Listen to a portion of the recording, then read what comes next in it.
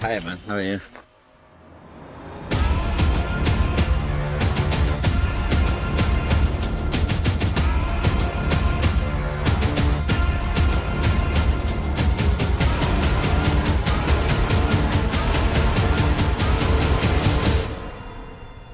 Hey, Bobber! Hello everyone and welcome back to the NAFO 69 Sniffing Brigade Convoy 24. I'm Alex Kinash, a fundraiser and truck driver. Sadly Ragnar couldn't be with you today, but he's working very hard back in Estonia. But the team have managed to bring, as you can see with me here, more trucks for the defenders of Ukraine. And that's thanks to you continuing to fundraise in the sunshine, in the rain, and in the snow. And it's thanks to all of you that we're able to keep bringing this life-saving equipment here. So join us today and meet the units and find out more about what your money is doing to help Ukraine defend its country.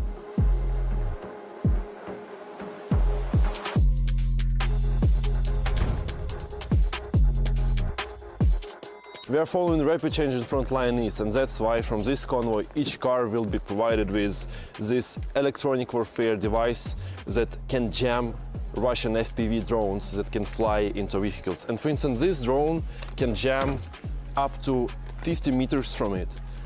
And that's sometimes maybe not enough. That's why we decided to test another electronic warfare device on the car. We decided to test electronic warfare device that can be installed on tanks. And this one can jam drones up to 300 meters away. And we will know what is better for our pickup trucks. And since the next convoy, we will show you our decision. Stay tuned, donate for Ukraine. Слава Україні! Героям слава! Слава нації! Смерть ворогам! Україна! Понад усе! Україна! Понад усе! Україна! Понад усе!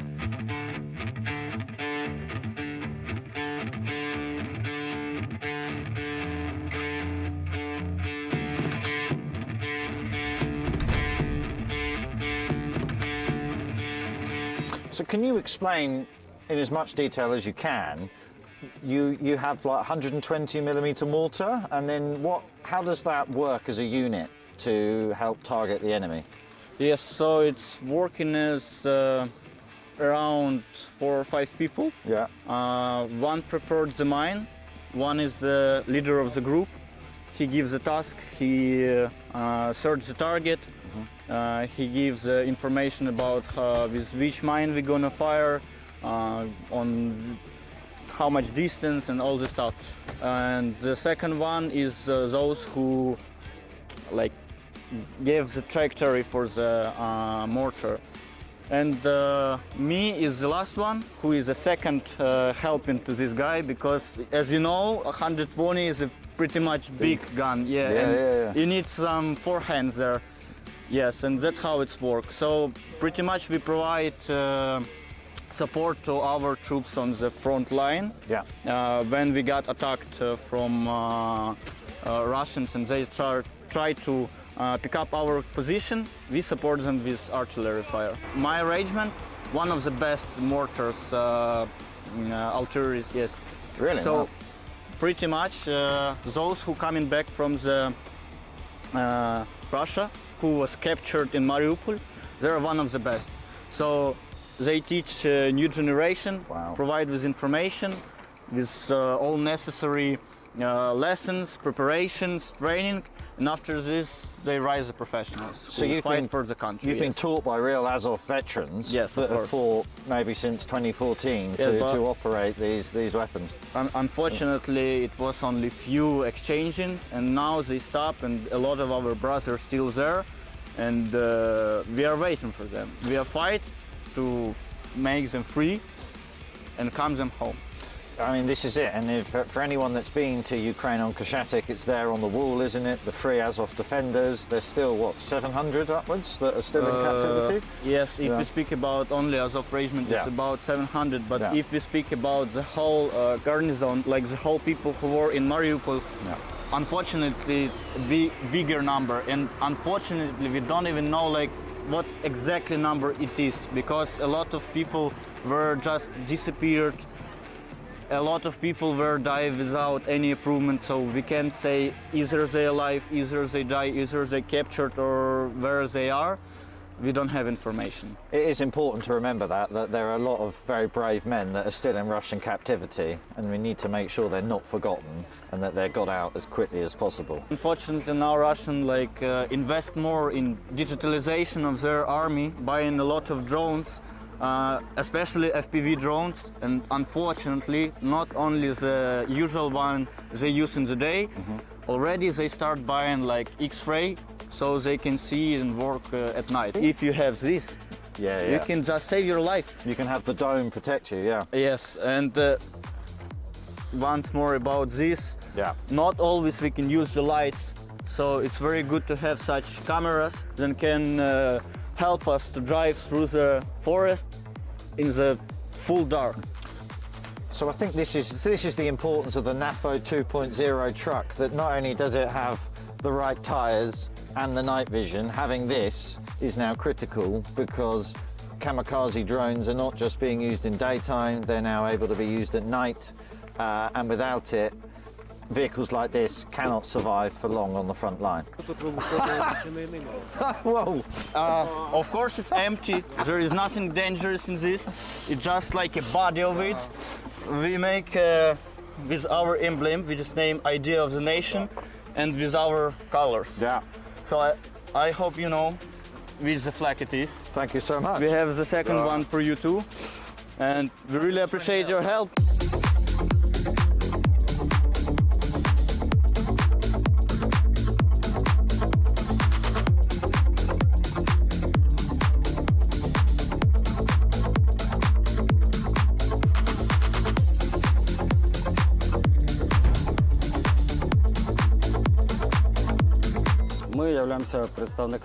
We are representatives of a Special Forces sniper unit.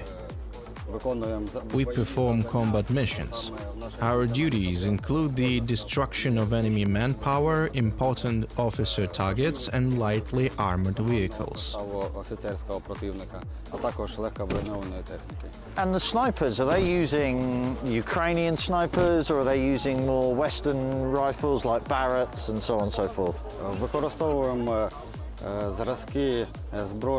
We use Western weapons, namely Barrett, Macmillan 50 caliber, Sako TRG M10 338 caliber rifle,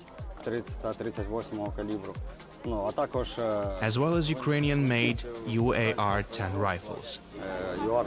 But are they using the bigger caliber rifles to also take out vehicles and hit engines, or are they just using it on officers and high value? We also use 50 caliber rifles with special ammunition to destroy lightly armored vehicles or light shelters of the enemy. So along with the truck, you do have your mud tyres and you have the drone jamming. Is this a problem that you're seeing a lot for your unit as well, that they can get targeted by FPVs when you're moving them to position, or even when they're at the position? Yes, this is a big problem at the moment, as the enemy is improving and using more and more FPV drones. A vehicle-mounted electronic warfare system will be very useful for the safety of soldiers while performing combat missions. So we've got the truck with the drone jamming, but it's Christmas time, so what other presents would his unit need and want from? This is the best gift for the unit's personnel. We are very pleased and grateful for such a high-quality vehicle, which has proven to be very good in performing combat missions. It is a Mitsubishi L200. Yeah, it's definitely a popular choice, we find, of Ukrainian units. We are grateful for the very reliable rear, for the volunteers who always help the military and do not forget about us. That is why we would like to bring a smile to the faces of the volunteers and present you with sweet shots on behalf of our unit.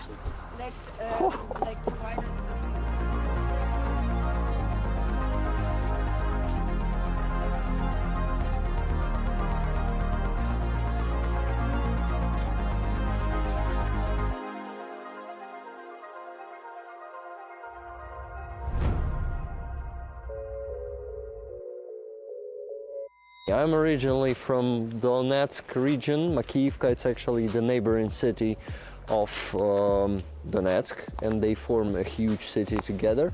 And I was affected by this war in 2014 already, but I didn't fully get everything back then.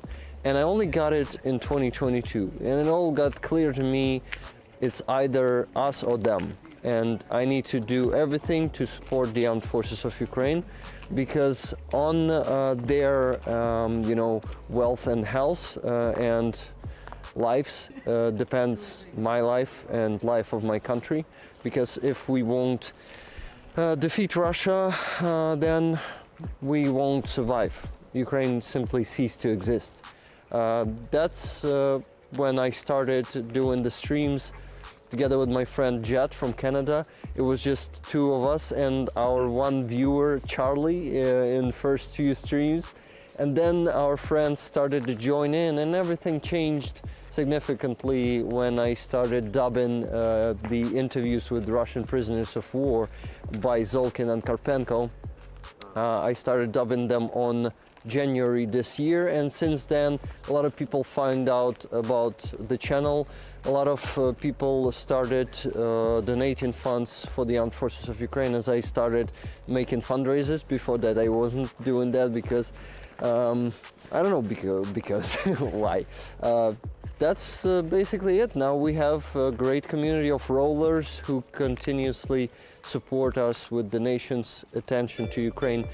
They are amazing people. They are caring. They are just think of Ukraine even more about themselves. Thank you, rollers.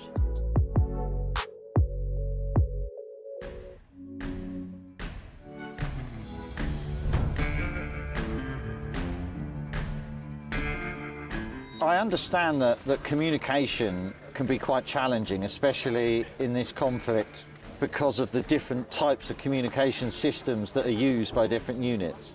It can be challenging. It is challenging because the enemy tries to jam the conversation, the signal, and we try to work in this hard situations. Our units use the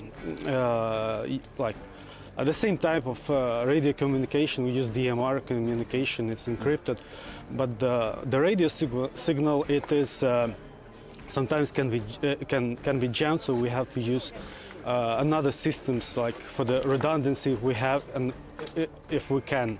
You perform one of the most important jobs that people don't think about.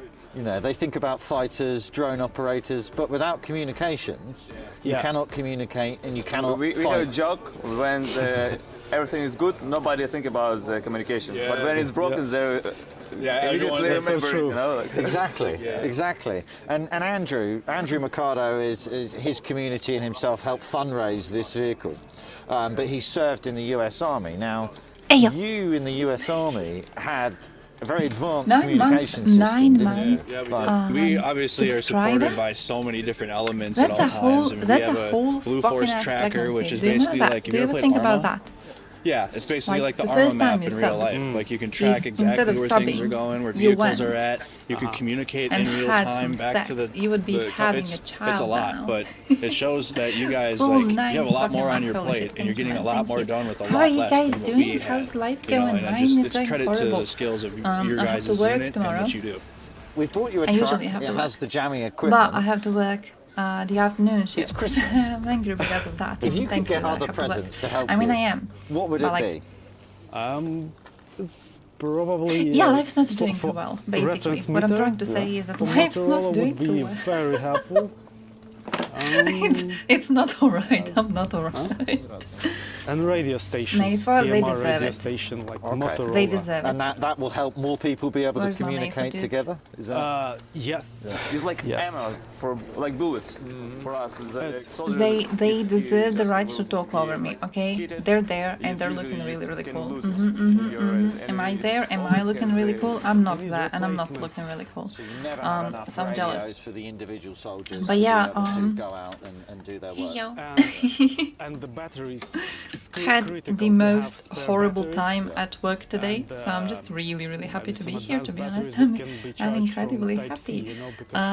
We had a thing today where for some reason I blame it on the priest. You know, like, a lot of people start talking about the same thing, and I blame it on the priest because all old people in the village, they go to the church regularly. But today they're talking about the rate of kids being born with developmental issues. They heard, do you hear my stupid dog barking? They heard there's a research that says that more and more children have been born with developmental issues recently. Of course, I asked, like, where did you get the research? They don't have it. They don't actually have it. They just like claim that these are the numbers. Then I was like, okay, what's to be blamed for these issues? And they say it's COVID vaccine. And I was like, I'm not really sure it's the COVID vaccine. And then they go, yeah, maybe it's just society falling apart. So I was like, what do you mean? How do you mean society falling apart? How do you define society falling apart in a way that it would actually change the development of children? What do you mean? So they're like, yeah, the parents are less happy, and because the parents are less happy, then the pregnancy goes worse, and because pregnancy goes worse, then the child can't develop properly while it's very young. And they've been raising the topic the whole fucking day today. It's so weird. I think they do it on purpose. Because recently they started a topic around immigrants, and I was really annoyed, and I was like, just like, don't ask me. Just don't ask me. They were like, hey Vicky, what do you think? And I was like, don't. Just please don't. I'm like very tired. I don't feel like working. Just don't. Just like, stay there, and that's alright. Please. And I think because of that, they've been purposefully trying to talk to me about stupid society crumbling apart and making kids develop worse, and it's been so annoying. But wait, where do I have this? Yeah. I gotta show you a bunch of videos. I've saved some on Biden even. I saved something on Biden. I saved some shit on USA because I think I'm still in that, I don't know if it's coping stage, but I don't really believe Trump's gonna win the elections. I genuinely don't believe there's the possibility of him winning the elections. And I'm trying to like doom build myself on that, because it feels like, you know, it's like I'm quite doomerish and everything else, and then I'm positive on that, it doesn't really fit, it's not really my aesthetic. So I gotta work on that. Black books, I think no. They started filling up their tank reactive armor with cardboard and wood. Oh, damn! May it get worse. It's a sign of the end times, or it's a sign Jesus is coming back soon. Oh, Jesus is returning. They don't. I've never heard them actually say Jesus is coming back. I need to ask them on that. I'm gonna be like, oh yeah, guys, do you know the Bible says, what does the Bible say about that? Society is going to be crumbling, and then Jesus is gonna return, right? I need to ask them about that. I haven't really thought about that. We're not really big in Jesus coming back things. What's the word for that? What's the word for that? Resurrection Day? There's like a specific word for the day when he like comes back and does his things. We're not really big on that. We're not really big on like, ooh, the end of the world. It's kind of interesting. I always see it in memes about USA Christians, is that they always believe the end of the world is coming now. Do they? Oh, the rapture, the rapture, true, the rapture. Is that like genuinely a big thing in USA Christianity? Because it's not a big thing in Croatian Christianity at all. Now you got me wondering. I've never spoken to a USA Christian in a way where I respected them enough to ask. We really need this vehicle, as our vehicles cannot but wait, black books? I haven't seen it though, I don't know what it is.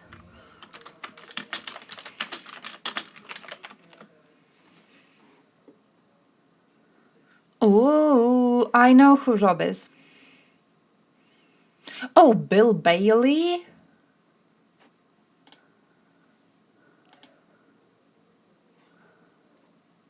I don't know who these other people are, I think. No, haven't seen it, but I do like some of the people in it, so I've probably seen parts of it. Oh, is it like Muchka in Croatian?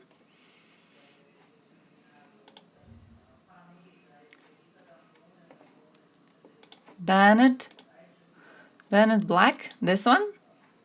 This one? I'd be GG. I'd be GG with being that man. I would be okay with that. Oh, he wrote the black books. All right. So a smart man. You're saying smart man. Thank you. I always love to be compared to people who did something with their lives and who have a Wikipedia page of their own. Makes me think one day I might also not be a waste of space. Beautiful. Let me save this. Where is that from? Can I get context? I'm gonna put it up anyways because I trust you. I want context. I want essay 500 words or more on why. It's common belief among Christians, but mainly evangelicals. I haven't really heard it, like even when I was raised a Christian, I've never heard it get a lot of attention. You know what I mean? It's like, it's one of those things that it was a belief, but it was never a belief to the point of people actually wondering what's gonna happen. It was like, yeah, it's gonna happen one day. We're not like those crazy Americans standing on the street and preaching about the rapture coming. Nah, we're not that. It's going to happen. They created their own church just for it. Guy kept saying he just got dates wrong over and over again. Oh, that's why instead of creating a church of the rapture, you should create a cult. Okay, because you create a cult, and then what you do is you do a mass suicide, which is also a big thing in USA Christian cults, and then like no one can call you out for being wrong. Who's gonna know you got your prophecy wrong when everyone who heard your prophecy is gone at the point? You know? It feels like a relatively smart thing to do. The Wikipedia page are a waste of space. Thank you. That is how I see the world too. Indeed. Same humor as it, crowd. Oh, then I like it. Then I have to watch it. I love what's the man in the IT crowd? Oh shit, I forgot his name. I haven't been into UK comedy in a long time. I genuinely can't remember his name. He's the best one.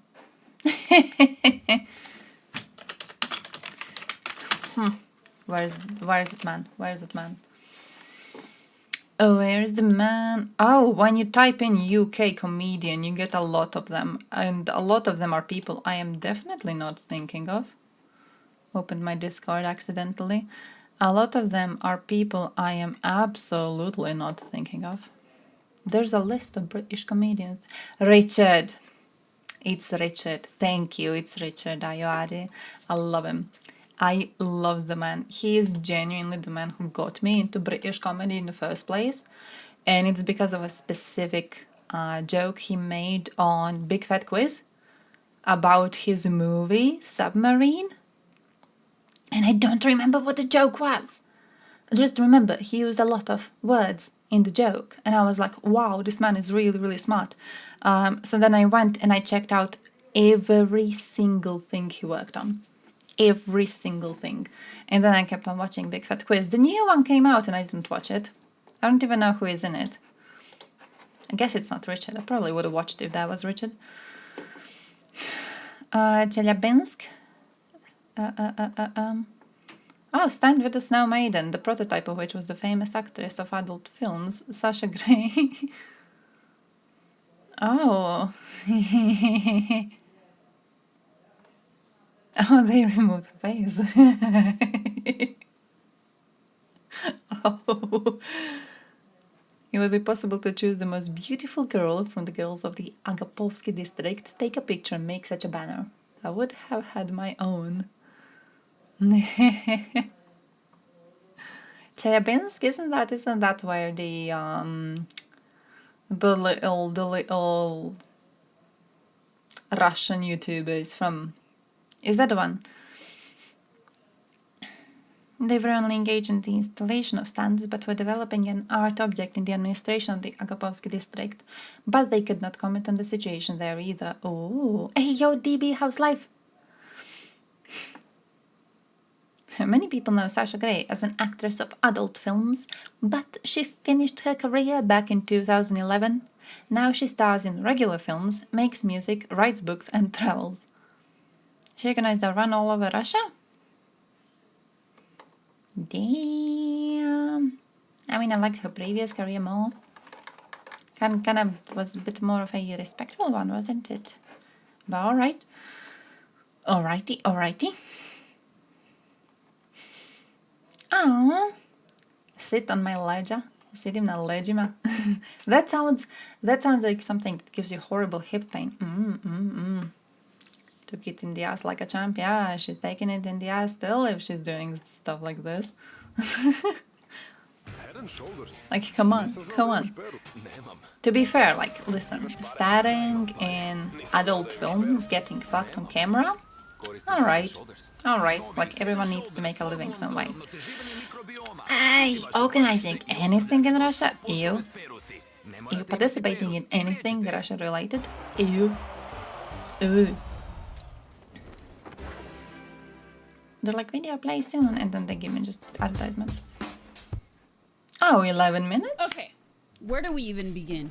So we need to have a talk, because if you haven't seen, there's this image that's being circulated right now that is or appears to be a photo of me on a Russian billboard recruiting people to join the military. Okay, so if you guys don't know, hi, my name is Sasha Grey, aka Uncle, aka Tio Grey, aka Sashka. I kind of like how she saw this and she immediately wanted to make a YouTube video. I am known around the world, but I have quite a large following in both Ukraine and Russia. I've visited both Ukraine and Russia.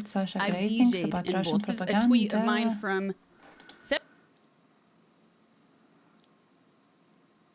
February 2015 when my image was used and there was misinformation being spread that I was a nurse who was killed in a conflict.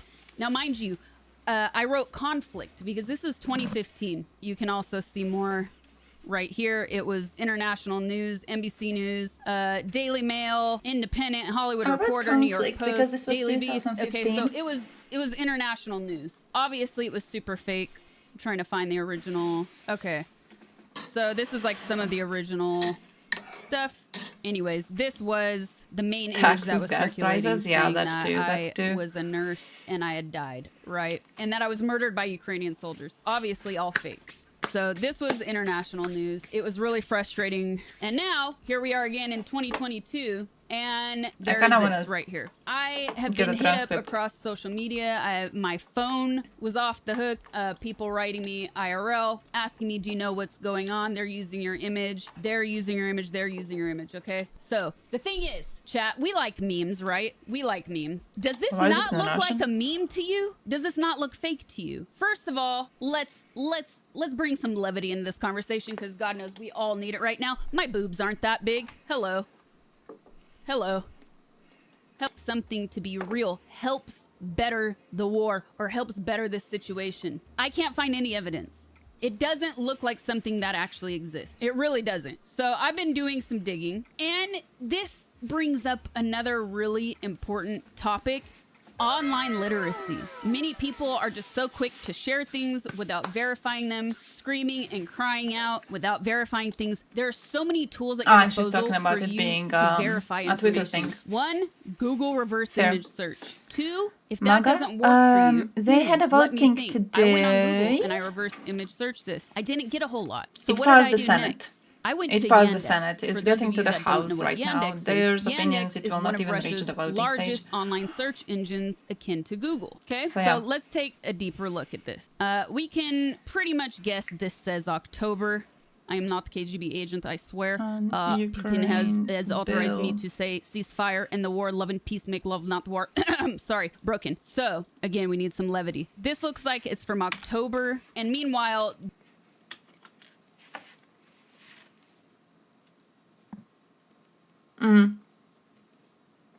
70 to 29 votes. Lawmakers approved the measure, sent the legislation to the House.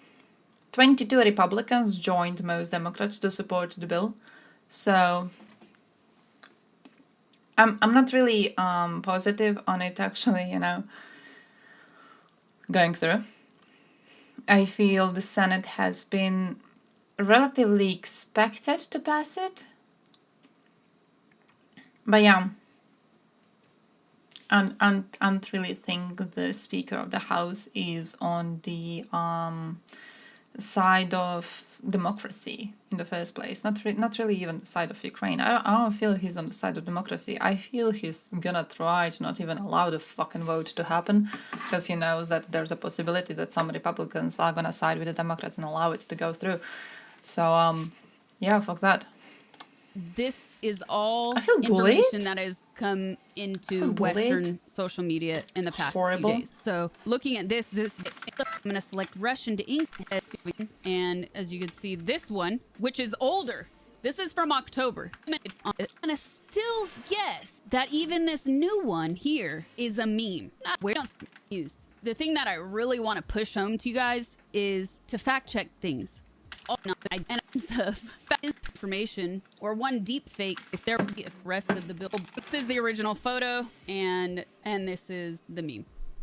That's the original photo. My head photoshopped onto it. I'm trying to figure out if she has some opinions on Russia at all. America are doing, so you're anti-American. You don't agree how North Korea treats their citizens, so you're racist against Korea. For the people. The same if you put them side by side. Why am I even like looking at her opinions on this?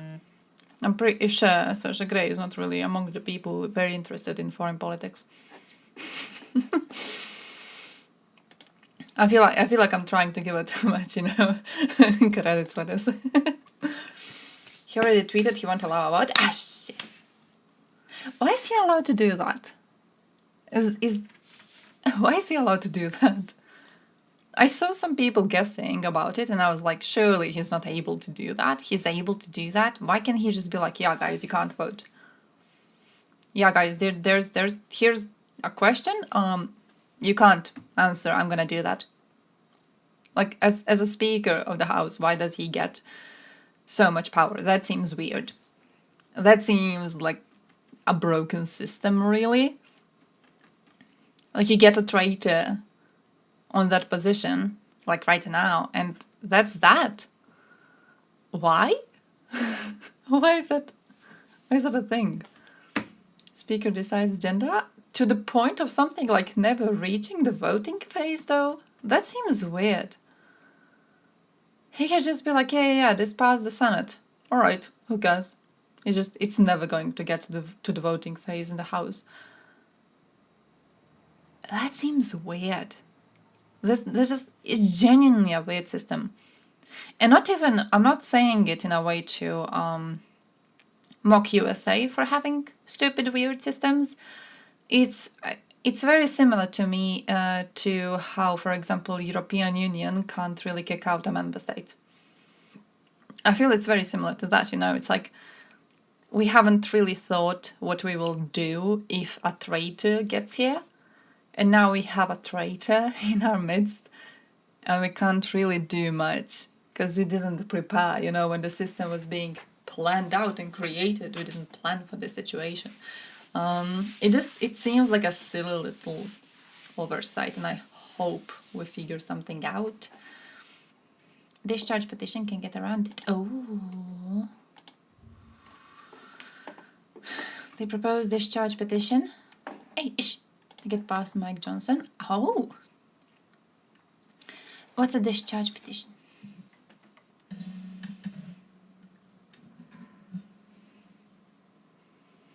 Oh, he claimed the legislation is silent on the most pressing issue facing our country. Piece of shit. The legislation could also be brought to the floor via a discharge petition, which would require the support of 218 members, including at least 4 Republicans. It would then be voted on like any other piece of legislation, though this is unlikely to take place until the end of the month because of the packed congressional schedule.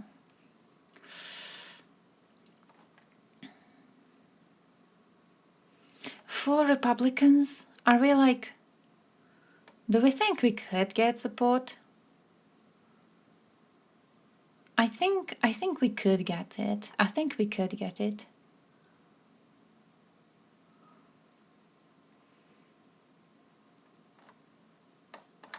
I don't know if I'm trying to have too much trust in Republicans. They don't seem like the brightest bunch usually, but I feel like there might be some normal people there.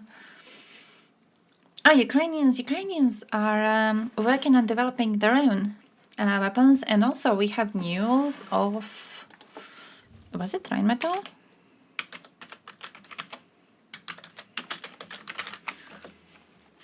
Was it Rheinmetall now? Upping the production? Man, when did I see this? Like just before the stream. Just before the stream. So I'm hoping that we are going to be able to... oh yeah, the new factory. The new factory thing. They're making a new factory because they hope that they are going to be able to up the production enough to actually make a change for Ukraine. Because right now, as Scholz has said recently, the current German production really can't give enough. Which is, you know, fucking sad, but alright. So I'm hoping with a new factory, and I'm hoping with enough of the shells produced in it going to Ukraine. I'm hoping we actually are able to create something. But still, you know, it's like...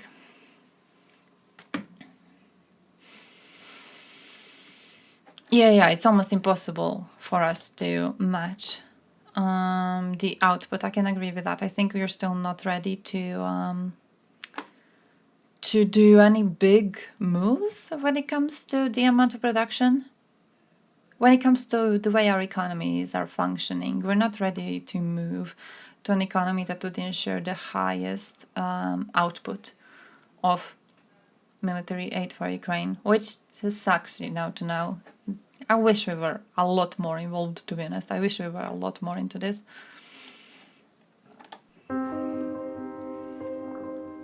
Ярина? Oh man. Виганяти нечість з нашої держави. Oh.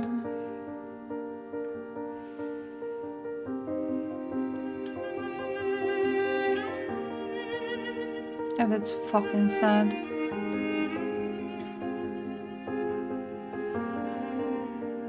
Oh, he volunteered.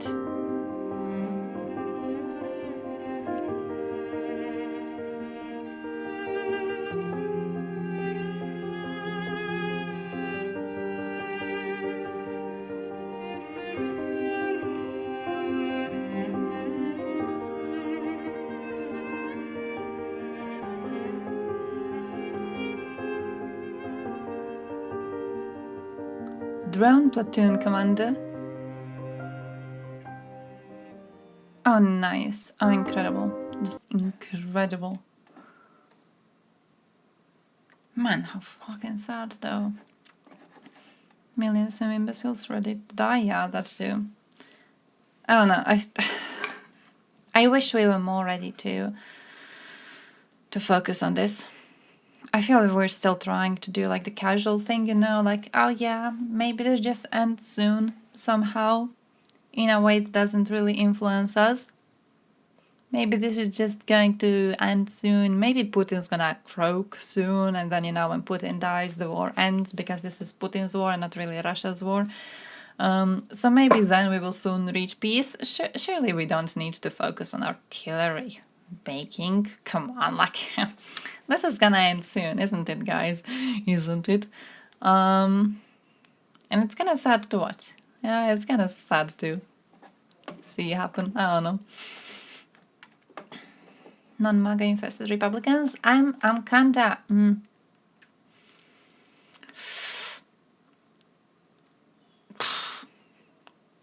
I feel they have the Russian situation I feel they got the Russia situation at the point when it comes to the Republican Party, in which that the people who are loud are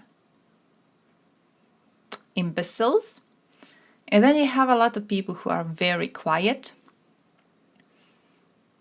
and they don't really change a thing. So it's the same as not having them, even if they are not MAGA infested, even if they don't support Trump, it really doesn't make any sort of a difference as long as they're quiet. It doesn't matter if you're opposition, if you're keeping it secret. That's not really useful in any sort of a way. And it sucks. I am hoping that they move away from it. It really, really sucks to see. But also it feels like Trump's little thing of like, yeah, I'm gonna tell Russians to do whatever they want. It has gotten way less negative responses in USA than one would expect it to.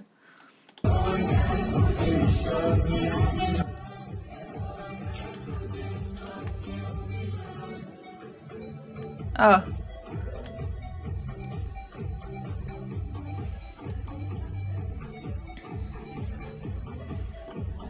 Great. Just go Q Club, yeah, basically Q Club. Afraid to go against Trump. He becomes president, heads will roll for those who went against this clan. Yeah, again. Very Russian situation, isn't it? Very Russian situation. Oh, we don't really want to oppose this press because he's gonna, be in power for way longer and then he's gonna defenestrate us. So we're just gonna be chilling. We're just gonna be chilling. We don't really support him. Are we gonna say that out loud? Nah. Nah, why would we? No. Ew. No. We're just going to allow whatever needs to happen.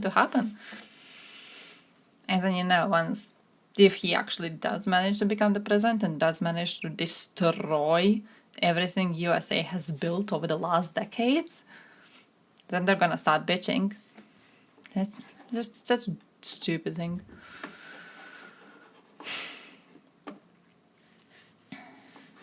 Oh.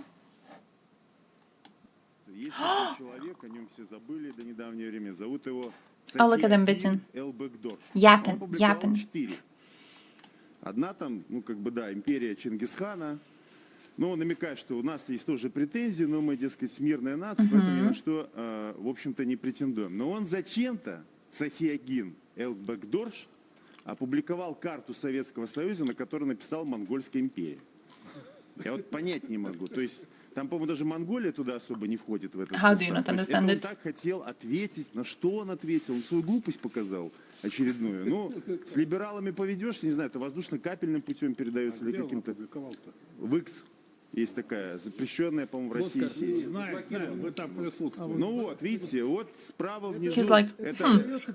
Да, а вот The Mongol Empire... Есть такой человек... These lands weren't even under their rule. These lands, like the Soviet Union, wasn't ever under actual Mongol rule. He's focusing on a different part of history than the one we like. How can he do that? Why is he allowed to do that? He's supposed to pretend history started with USSR. Why is he not doing that? Oh, that is so weird. That is so weird. Everyone knows the world started when God made USSR. Everything before that doesn't really count. I saw, though, in the comments of the post about Greater Mongolia, you know how many times I saw the joke of like Europeans, different versions. Sometimes it's like Europeans, sometimes it's the Poles. But the joke is that Europeans were inviting Mongols to come and invade them. And Genghis Khan at the time is like, why? Like, we're barbarians? We do horrible shit. Why are you inviting me to come and invade you? And the Europeans go like, oh, it's because like when you come to Europe and then you leave to come back home, you gotta go through Russia twice. Like, yeah. NPR radio? Story about Trump saying he would encourage Russia to do whatever, but I think it's also kind of old news. Because he already said NATO was dead before and it wasn't a big surprise. Oh.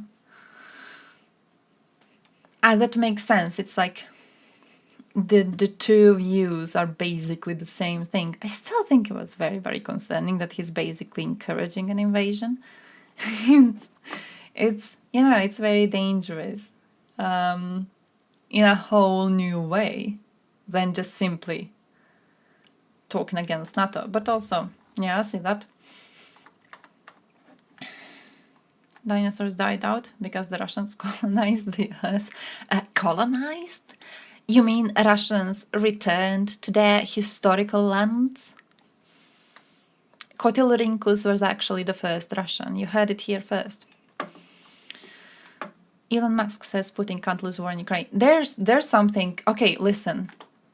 Right now, when we're watching this video, and you know how sometimes you watch these videos and then you get that feeling of like, why am I watching a porn star? To see what she thinks about the war. Sometimes I see headlines like these and I'm like, who the fuck cares? What is he? What is this man? Why is he asked? Why is he given space in interviews to talk about this? He's not supposed to be talking about this. he's not a man smart about that. He's not supposed to be asked.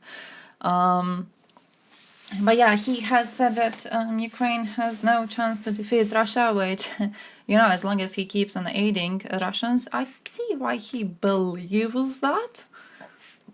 But also, lots of people who claim that Ukraine doesn't have a chance to fight against Russia now are the same people who expected Russia to be taking Kyiv in 3 days. So I'm feeling that sometimes you just maybe shouldn't trust the predictions.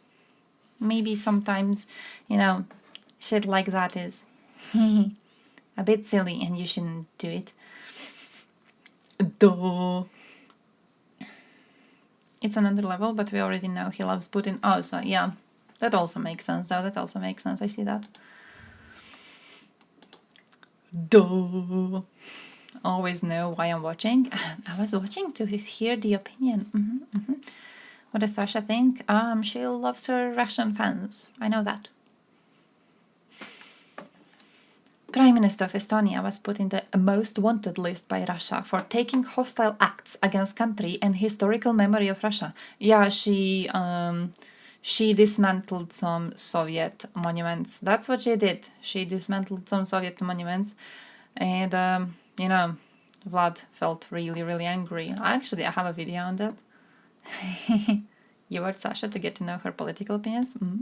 I was kind of wondering, actually. I was kind of wondering, but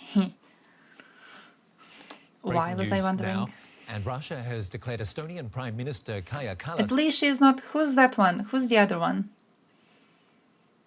Mia Khalifa? You guys know of Mia Khalifa trying to get into politics? I mean, into politics. Trying to share her opinion. Trying to be advocating. Because what Mia Khalifa did is she heard about the Israel attacking Gaza situation, and Mia Khalifa was like, oh, I should do something to help. And what this woman did, million IQ move, I tell you, like 5D chess. What she did is she is shipping her merch, basically, merch products, free to Palestine. That's what she's doing. Like, Israel can't order her products anymore, and to Palestine they're getting shipped for free. And you know what her products are? Tiny golden chains. Tiny golden chains, the ones that you like wear over your body. It's like a golden chain, and you know, it's basically a necklace, and then there's a chain, and then it goes around your hips for $600. But, you know, if you're a woman in Palestine, you can get that one. You can pay $600, but you can get it shipped to you for free because Mia Khalifa supports the plight of Palestinian people. I thought that was the most ridiculous thing I have seen at the time. Woman's like, yeah, I'm supporting Palestinians. Very sorry for you people. And here I am, I acknowledge that you people are being starved and everything. You can get this tiny golden chain, though. Ain't that a win? Yeah, immediately jumped on that. Incredible. Very, very halal. Russia wants local ethnics get riled up and riot. Oh. I wanted to say that, like, why would they riot? Considering the fact that they live in a normal country, would you really riot to go back to Russia? But then it is Batniks. I'm pretty sure they would rather,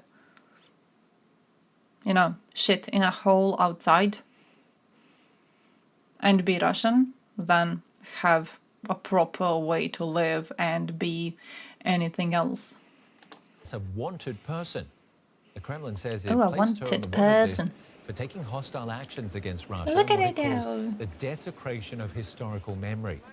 Moscow has long criticized Estonia for removing Soviet-era monuments. Estonia's state secretary and Lithuania's culture minister are also on the list.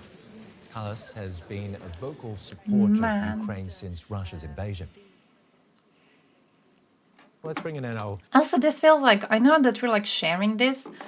I know we're sharing this as like, haha, funny, look at Russians being so stupid for putting her on the list.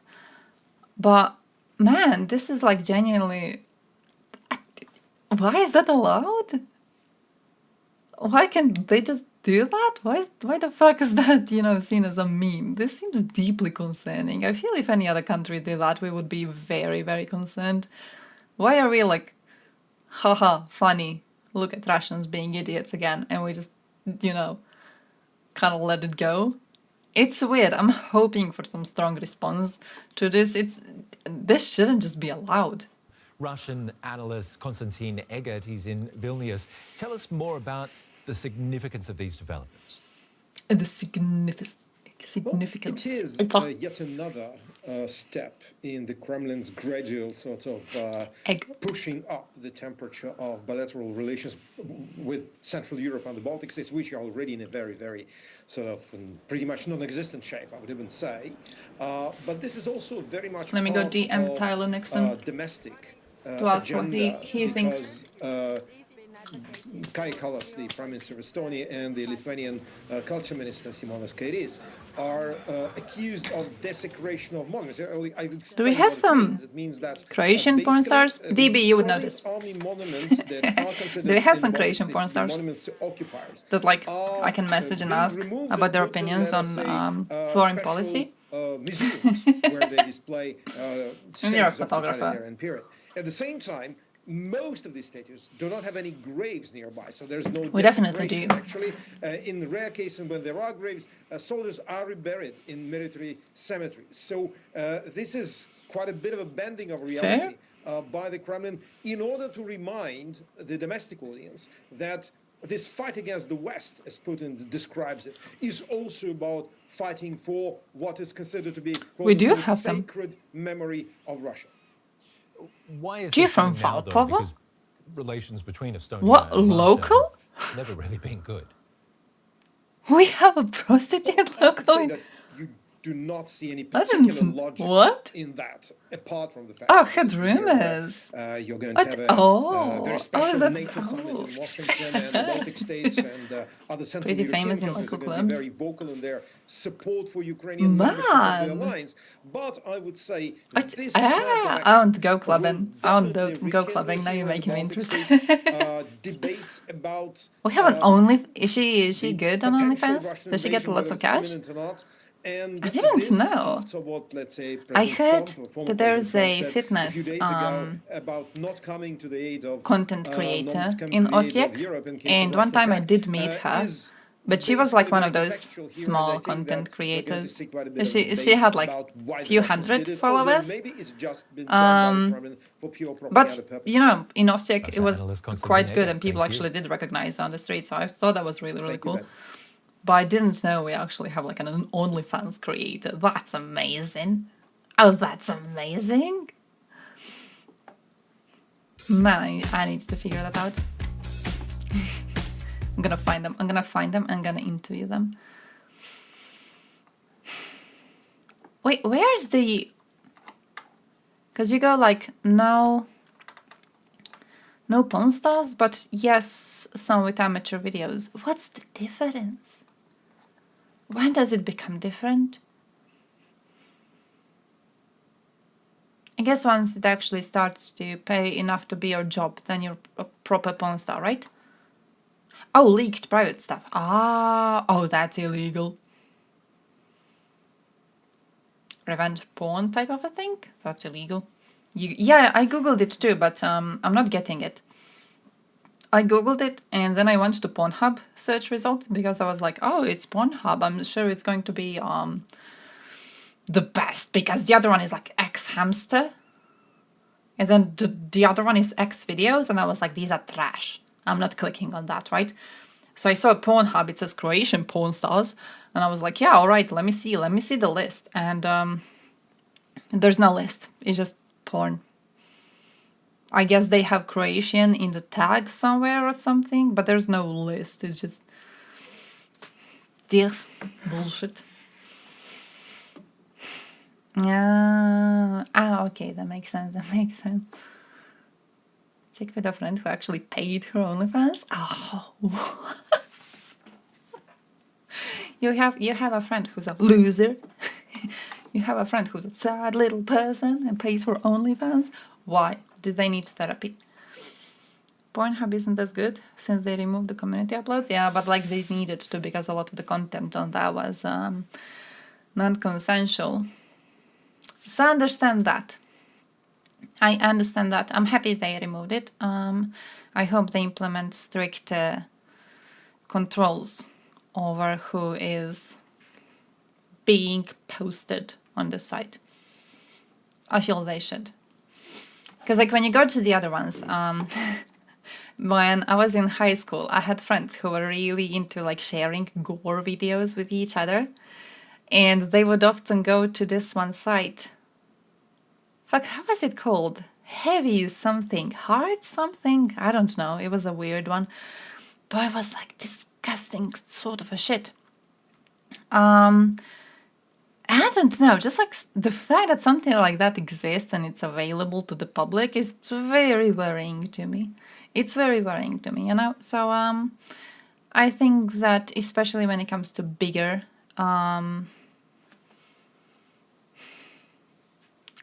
is it an organization? Platform. Bigger platforms choosing to have that sort of a content. I feel they should be really careful about what they allow. I feel it's okay to control what they, who is allowed to be posting. I think it should only and solely be verified people, genuinely. What kind of content? What they used to be sharing was, they had compilations. It's like, yeah, but they had compilations of suicide videos that were being published on a regular basis. Yeah, it was a joke type of a thing. We were a generation that was fucked up by the internet, alright? But they would do a thing where they were like, oh, you need stuff to learn. we were supposed to get some history notebook shit or whatever. Click on this link to find it, and then you just get a compilation of suicide videos. So, yeah. And the last time I checked, but I checked it a few years ago, the site was still ongoing. Because it was around the time and there were lots of conversations about like, oh yeah, how damaging this content is mentally. And I was like, surely they like removed the site. Because a lot of the times when you check on these types of sites, they don't exist anymore. There's another one with like similar name, but the specific one very often will not be existing anymore because it got deleted. And I expect that, but the specific one was existing still. It was just standing there. He has a bunch of videos and he's just standing there. So, yeah, I don't know. OnlyFans decided to move away from XXX and go non-porn direction. Backfired up because many babes left her fansly. Oh! Oh, yeah. That, I mean, it does seem like a strong move in the...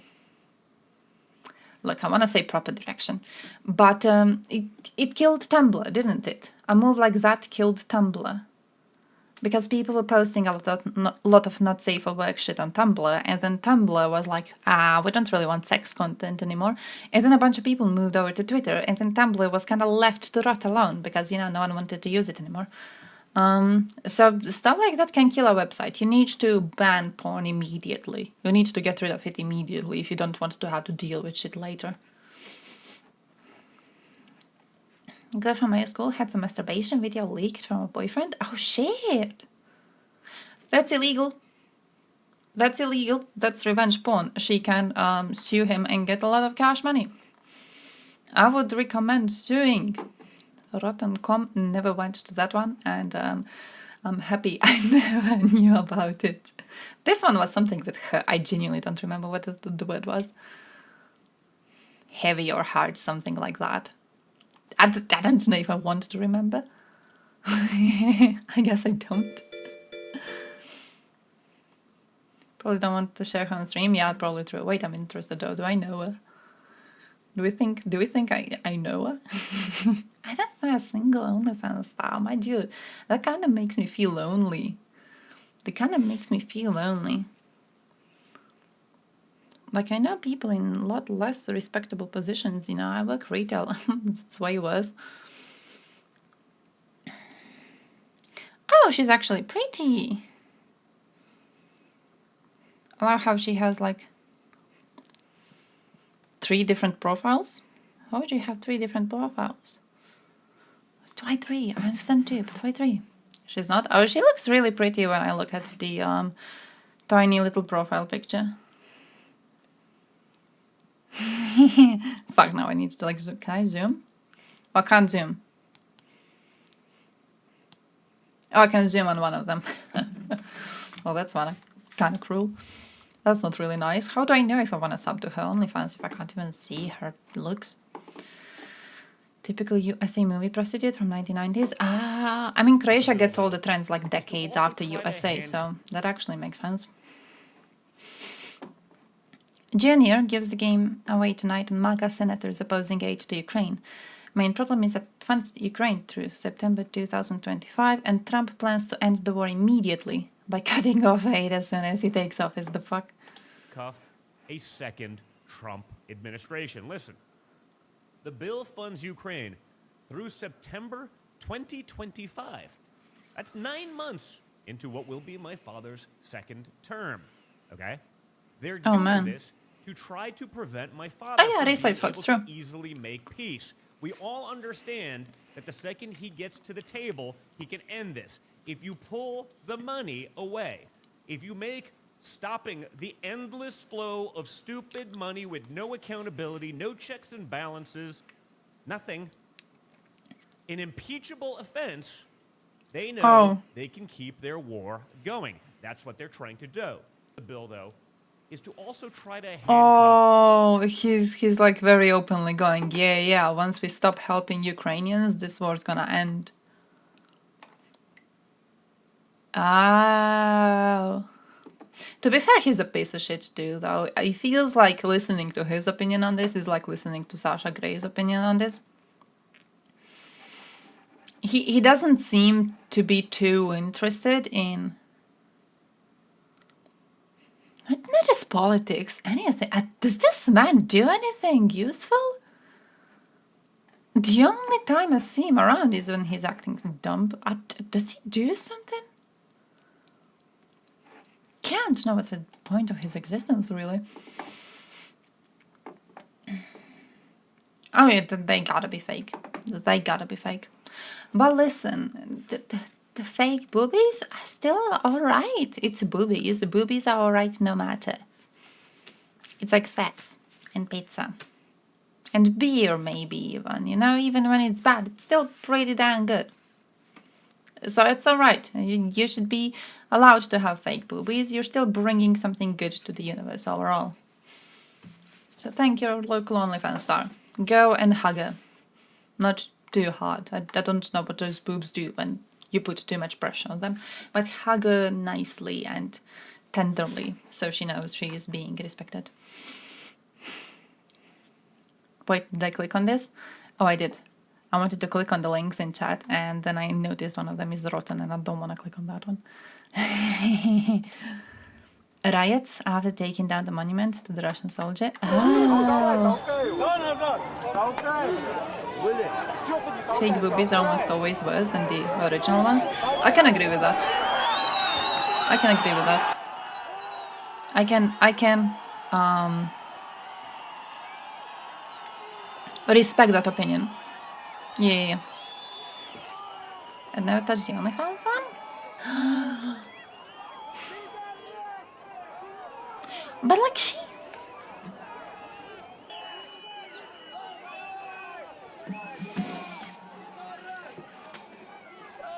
I'm 50-50. I'm 50-50. Alice is cute. I like her. She's cute. She has really cute TikTok videos too. She was getting recommended to me very often. So not the look so much. Ah, that makes sense. That makes sense. That makes sense. I'm seeing a link 3. Oh, it's just OnlyFans and then it's something to pay, and then it's the PayPal. It's all of those are like cash money things. I thought that would be something like live streaming.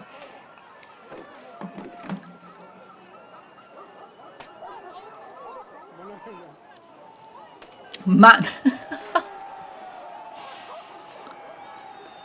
Professional footage, it says. I love that.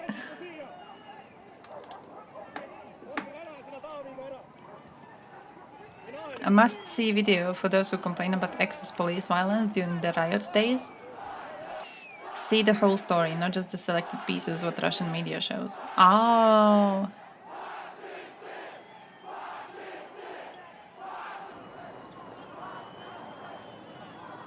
They're calling them fascists for removing the monument to the Russian soldier.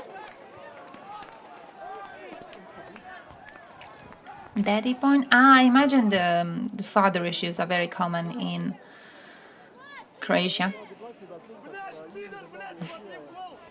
I can imagine. Bro, how many of them are there though? Holy shit, that looks like quite a group. Look at that. Or? It looked like a lot, but now that I look at it, you can't really tell if it's like 30 people or something. Daddy issues are the only reason I get late lately. Oh, yeah, you're like the perfect age to be able to play into it. That makes sense, that makes sense. Well, good luck with that. Yeah, it's... Oh, my man. You're blessed right now. Yeah, nice. I hope you're using every second of this well. Protesting the removal of a Nazi soldier statue.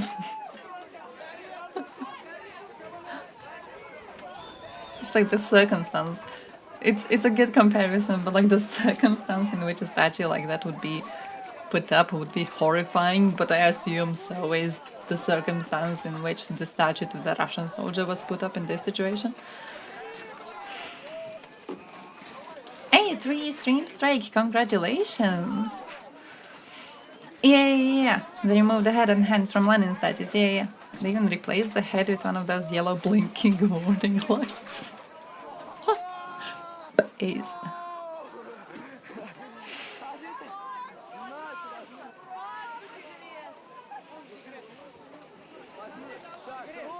They're gonna send all of that back home to Russia.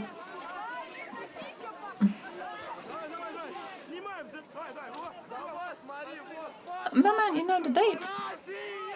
You know the dates.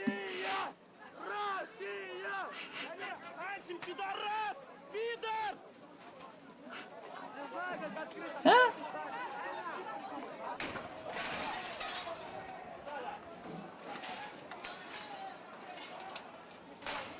The fact that after this they didn't immediately destroy every single statue shows like how much these people were still, you know, tolerated in normal society. Because I feel a situation like this arising from removal of one statue would mean that, you know, you just gotta remove all of them at this point, wipe them out completely. You can't make these people believe that you care about what they think at all. That's how they fuck you up. Treat their vodka addiction problems. No, and my girlfriend dumped me, and when I smashed the only other time after that during that year. Oh shit, that makes sense. Listen, I hope you get some smashing soon. For Valentine's Day. It's Valentine's Day soon. When are you going to find a date if not on Valentine's Day? You guys, have you guys watched How I Met Your Mother? Because there's this one scene in How I Met Your Mother when Barney explains to you how to get women, and one of his strategies is he goes... Was it like the New Year's? Was it Valentine's Day? Don't remember what it was. But what he does basically is he knows that women were expecting a date, and he assumes that any woman who's walking around alone that day did not get a date. So what he does is he just goes there and he approaches them and he's like, girl, he's not coming. And then they start crying and then they end up in bed. So maybe that could work. I saw every single episode of that show. That's a lie. I saw every single episode of that show apart from the very last one. I've never seen the very last one. I know what happens. I just haven't watched it. I was too salty. I've never seen it.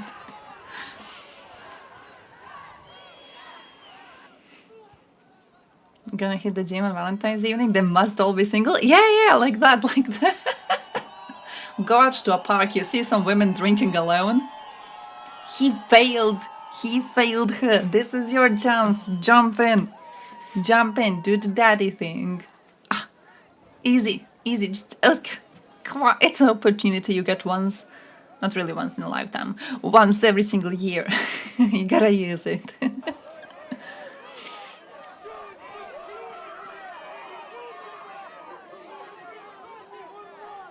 Man, crazy though, but I can see how, like, if you go to Russian media, you probably saw like clips like that, and then them being like, oh yeah, look at Estonian police being horrible. Look at their police being horrible and mistreating our good men who just tried to protest against removing the statue to our beloved soldier that we totally care about. And we show that by caring about our soldiers now. Heck yeah. To be fair, this was 2007, before they invaded Georgia. Maybe you guys made them angry. That's my new conspiracy. You guys made them angry, okay? Maybe they were normal before and then you people hurt their feelings. Professional footage. I guess it means that there is footage. The standard for professional footage is it has more than 10 pixels right now. It has more than 10 of them. Maybe the OnlyFans girl will be there. Oh, maybe she has some sort of a sale for Valentine's Day. You never know. You never know. You can get like better content. She puts in the breast implants that are, you know, in the shape of little hearts or something. You never know. You never know. A sale? Yeah, wouldn't they have a sale on Valentine's Day? Because, like, when are the loser men gonna be at home crying if not on Valentine's Day? It would be a great opportunity for someone like her to get a lot more cash money. I'm just saying. By the way, I'm not even streaming on Valentine's Day. So, you know I'm not... you know I'm not trying to do that. Hey, you, Daniel. I'm gonna end up in a video. See, are you gonna be singing? It's just gonna be that, twerking or something, and you're in the back singing Chavoglave. That would be beautiful. Finish now, creation. 20% off all videos of you volunteer for her next begging video. See?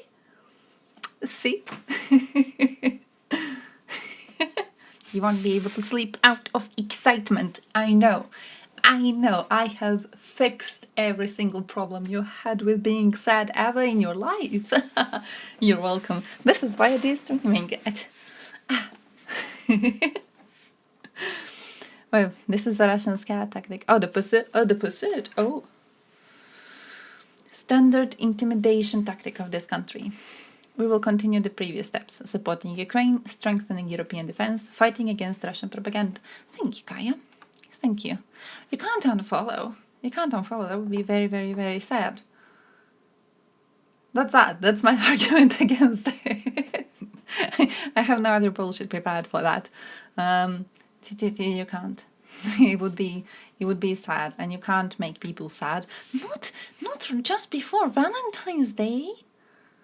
Just before Valentine's Day, the day when we are supposed to celebrate love and acceptance and love and friendships and parasocial relationships. See? Mediazona wrote that the names of Estonian Prime Minister and State Secretary appeared in the Russian Ministry of Interior's wanted database. They're being sought in connection with criminal charges. She's wanted for the removal of Soviet monuments from public space. Nice. Wanted for hostile activities towards Moscow. These are people who commit hostile actions against historical memory and our country. There's something, by the way, so interesting about the fact that this even exists as a criminal charge. It's something very, very similar to how we used to be sending people who opposed the regime to Goli Otok, to political prisons, so they could be there killing themselves from working too much, literally. Because, yeah, they're presenting the danger to the unity of the state. You can't have people in the state who ask questions and then present the possibility of not fully and blindly trusting the government.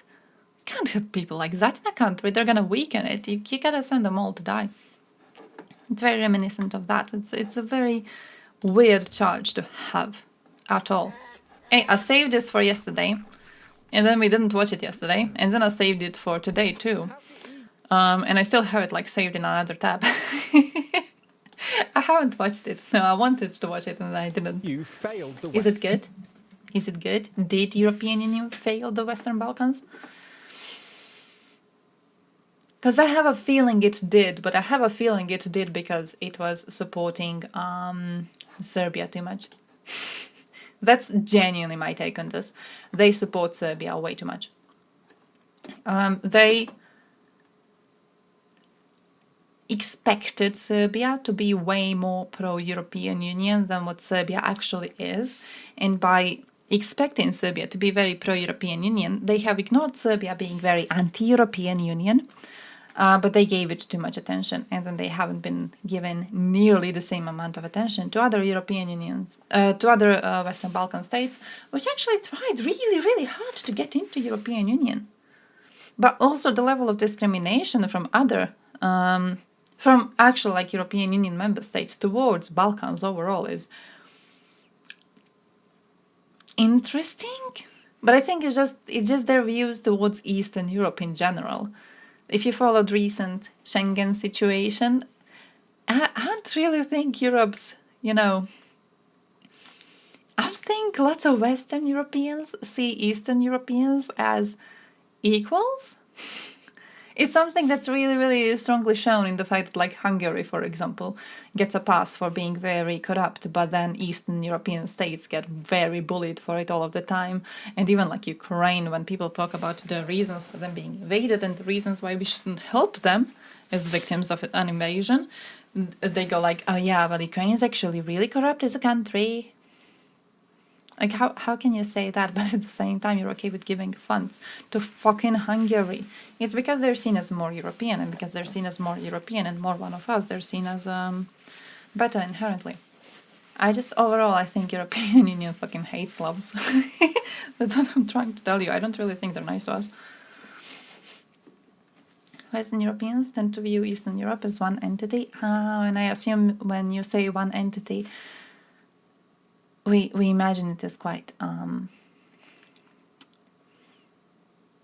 want to say quite a Soviet one. I imagine that's the view. Because if you look at their opinions, and then also the shit that they were commenting when Russia started their invasion. Western Balkans. After promising a bright EU future to the region at the Thessaloniki summit back in 2003, they failed them, though. in the years since, the EU has apparently failed to deliver on its promises. Years of enlargement fatigue has meant many Balkan countries. I wish Hungary was being punished for being corrupt, though. It's like everyone else is being punished, but Hungary is given a free pass. After years of conflict and instability, the prospect Just of it EU isn't fair. membership It isn't was, fair. in some sense, the glue holding the Balkans together. But as its citizens have become increasingly disillusioned with the EU, space for separatist politics has opened up, and interethnic tensions have escalated. So in this video, we're going to have a look at the EU's policy towards the Balkans, how the EU has apparently fallen short, and how this has affected the region's politics.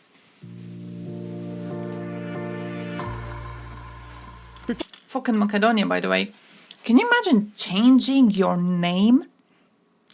Changing your fucking name as a country to try and get into European Union and still not being allowed in? Changing the entire goddamn name of the country?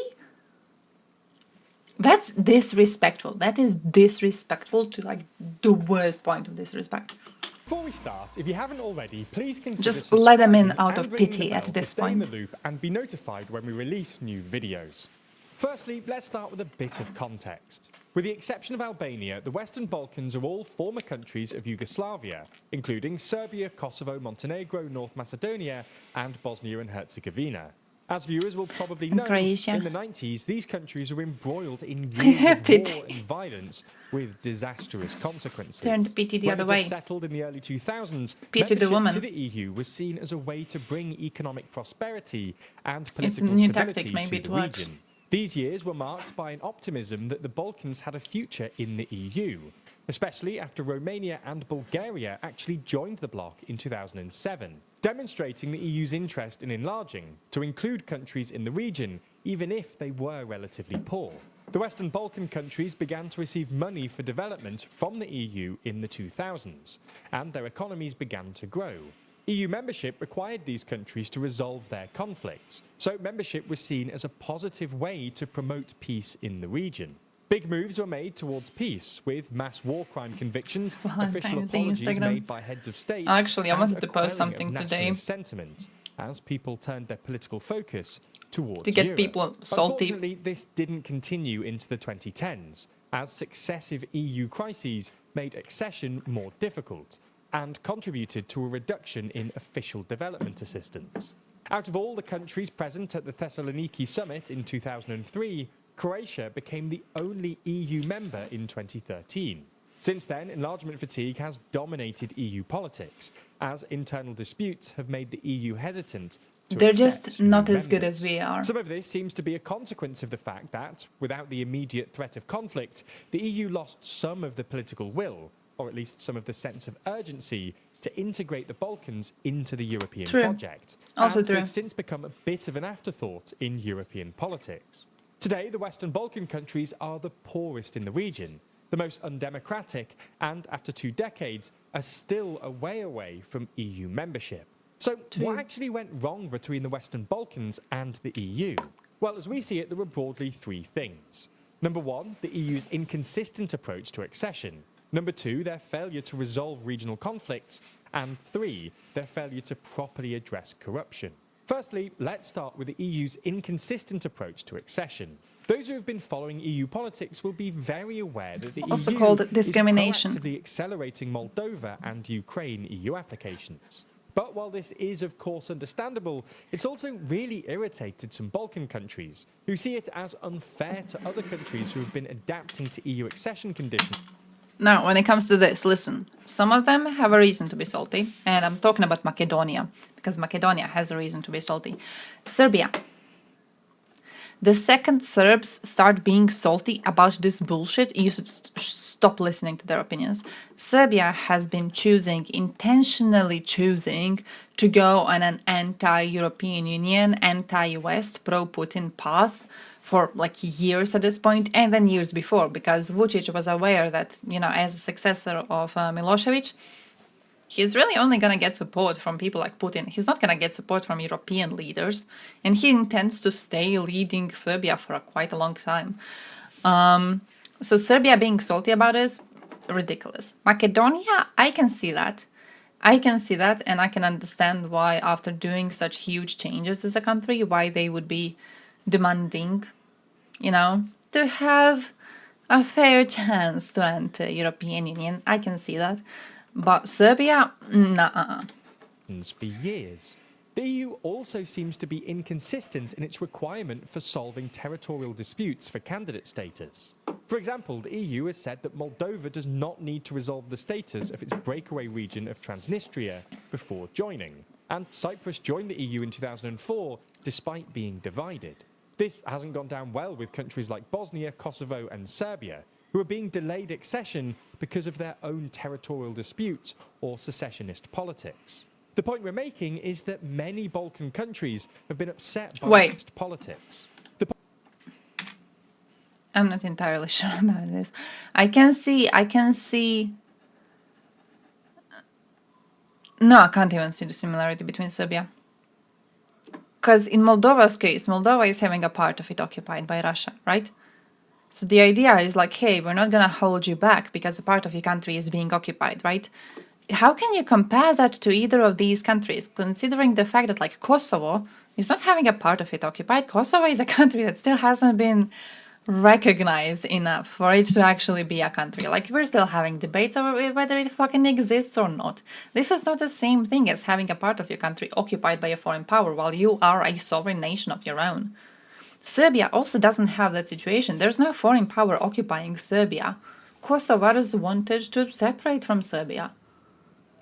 That's not a fucking foreign power. It's not like Albania went in and occupied a part of it and is still keeping soldiers in the area. That is simply not what happened. And then Bosnia, I assume when he talks about territorial disputes within Bosnia, he's talking about the fact that Republika Srpska wants to secede from Bosnia and Republika Srpska wants to be its own republic. Which is, again, not similar to a foreign power occupying a part of your territory. What's happening in Bosnia is the situation where they have 3 presidents, out of which one of them wants to take his territory and go away. He was chosen by the people of Bosnia. He was chosen by the voting body of Bosnia. This is not a foreign power occupying Bosnia. This is Serbs in Bosnia choosing their own leadership, which in this situation happens to be very nationalistic and also very against the sole idea of united Bosnia. But this is not a foreign power occupying a part of your sovereign nation. So comparing any of these really to Moldova, I think he's just talking in support of my opinion in this situation, which is that some of Western Balkan countries have a reason to be salty and some of them are eating shit. And I think this is a situation where all 3 of these are eating shit, because none of them have a problem comparable to Moldova's problem. None of them are dealing with the same type of a situation. Of course, they can't expect the same type of rules to be applied to them as they are being applied to Moldova. The situation is not the same. He's talking about like discrimination in different ways that they are dealing with territorial disputes, but all of these territorial disputes are inherently different from each other. They should be approached differently. So yeah, all 3 of these, losers. Losers, and they deserve to be sad. Istra decides to do that too. Oh man, I googled, I was having a conversation with a friend because there was this list online that said that like 40% of Croatians support gay marriage. And a friend was like, since when? Because like most of the country was supposed to be against it. And I actually googled the Croatian constitutional referendum. Have you ever seen like the map of it? Croatia constitutional referendum 2013, right? Man, look at Istra. Istra just going like against the rest of the fucking country. Istra, by the way, Istra is the part that is pro-gay marriage. This is pro-gay marriage. The rest of the country against gay marriage. The reason why this is green and this one is red is because the question on the referendum was, do you want marriage to officially be a union between specifically a man and a woman?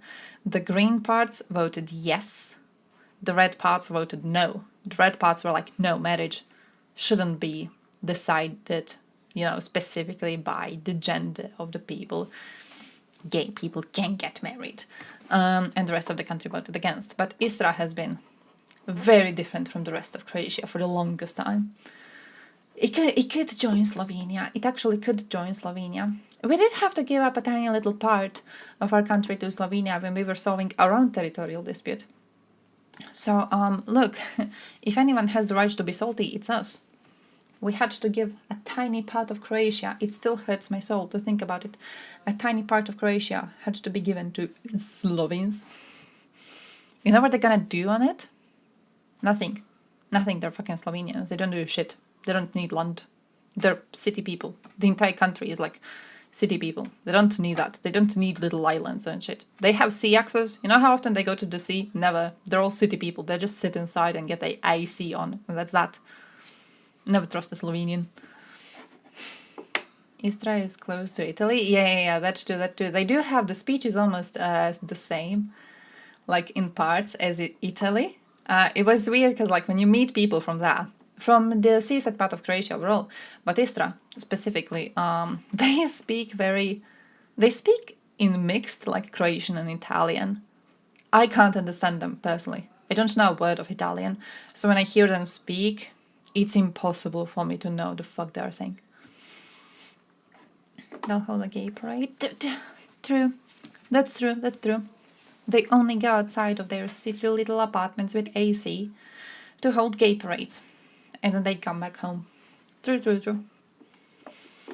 Yeah, Istra used to be separate from the rest of Croatia for a very, very long time. So that's true. They were always like under different rulers. We used to be under more of a Eastern rulership, while Istra was usually under Italians. And then we got it, and now it's the most based part of the country, basically. But there's not enough of them to hold us on a straight course. So because of their own territorial disputes. But yeah, wait, I forgot to finish what I was Googling this about. So I looked into this. Because the research that the friend posted, it said 40% of Croatians, 40-some% of Croatians support gay marriage. So I looked into the referendum, and it turns out on the referendum, around 38% of people went out to vote. And out of these 38%, 68? Let's say 68, 66 or 68%. Supported the idea of marriage being specifically the union between a man and a woman. It was basically a bit less than 1 million people supporting this idea, which means that when it comes to Croatia, only a quarter of our people actually support the idea of marriage being limited specifically to a man and a woman. We don't really know the opinion of the rest because no one really wanted to come out to the fucking interview. It had 38% voting rate. Like, no one really cared that much. So, yeah. Lost Europeans in Third World Balkan? Basically yes. The other quarter of the population is in Germany, true, that too. We're dealing with a situation right now where a friend has to go to... What's the word? She has to confirm the fact she lives in a specific municipality of the country, so she would get her taxes lowered on her paycheck. And the way I understand it, they did it this way because a lot of people are written in as if they are living in Croatia, but they're actually in Germany. They're just written in as living in Croatia, so they could be collecting benefits here. So they're trying to like deal with that by trying to get the people from the local area to confirm where they are living, that they live in the area specifically, and then they're gonna look into everyone who doesn't confirm it. So that's kind of interesting. I didn't know we're doing that. I didn't know it was such a huge problem. I did work on the population census we had, and when I was working on the population census, I already was getting lots of people quite angry because I went balls deep when I was writing my application. So I wasn't one of the people going to people's houses to ask for their information. I was a step above. Like, they gave me a laptop and I had to input this information into the system. And there were lots of people locally who were like, hey, can you write me in as if I live here, but like I don't actually? But can you write me in as if you went to interview me? And I was like, nope. And they were like, oh, they did it last year. And I was like, I don't care. I don't care they did it last time. I'm not doing that. I don't want you on my list. But a lot of locals were doing that. We have like houses in the village that like 10 people are written to be living there, and it's no one living there. It's an abandoned house.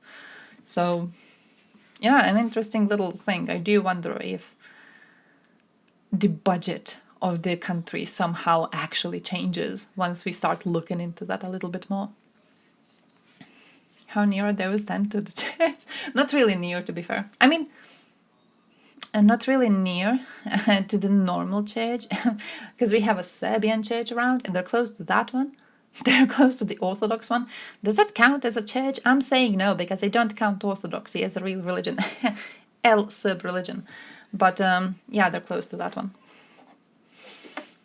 The last 30 minutes? How dare you? It's not a real church? Thank you.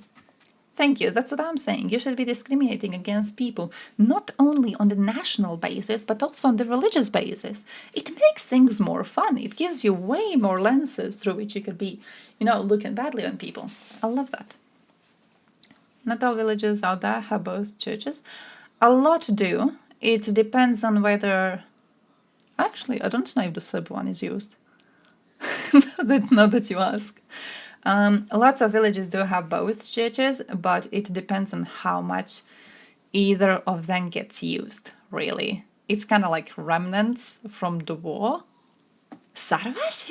Oh, nice! I didn't know Sarvash has the Serb one. I genuinely didn't know he has the Serb one. I knew he has the Catholic one. I didn't know he has the Serb one. Nice. Bielobrdo, I didn't know Bielobrdo has the Catholic one, my dude. Bielobrdo here is like, it's like the Serb part. It's like the Serb part. I imagined it has only Orthodox church and then another Orthodox one. Yeah, I have no idea what churches they have, to be completely honest. I know there's a whole Bielobrdo meme because it's just filled with Serbs. I don't know how many of them there are exactly and how many Serbs they have. You had some Serbian action? Oh, damn. Like action with a Serbian in a positive way, or like action with a Serbian in a negative way, or Serbian action as in you personally were involved in war crimes. Because those are very... okay, fair. That's fair. Serbian hobbies. Or secessionist politics. The point we're making Catholic is and that Protestant? many Yeah, Balkan Protestants are not countries real. have been upset by what they see as They just the like EU's don't exist. inconsistent application of its membership criteria. And populist Protestants are Catholics who want to feel special. That's what it is. Yeah.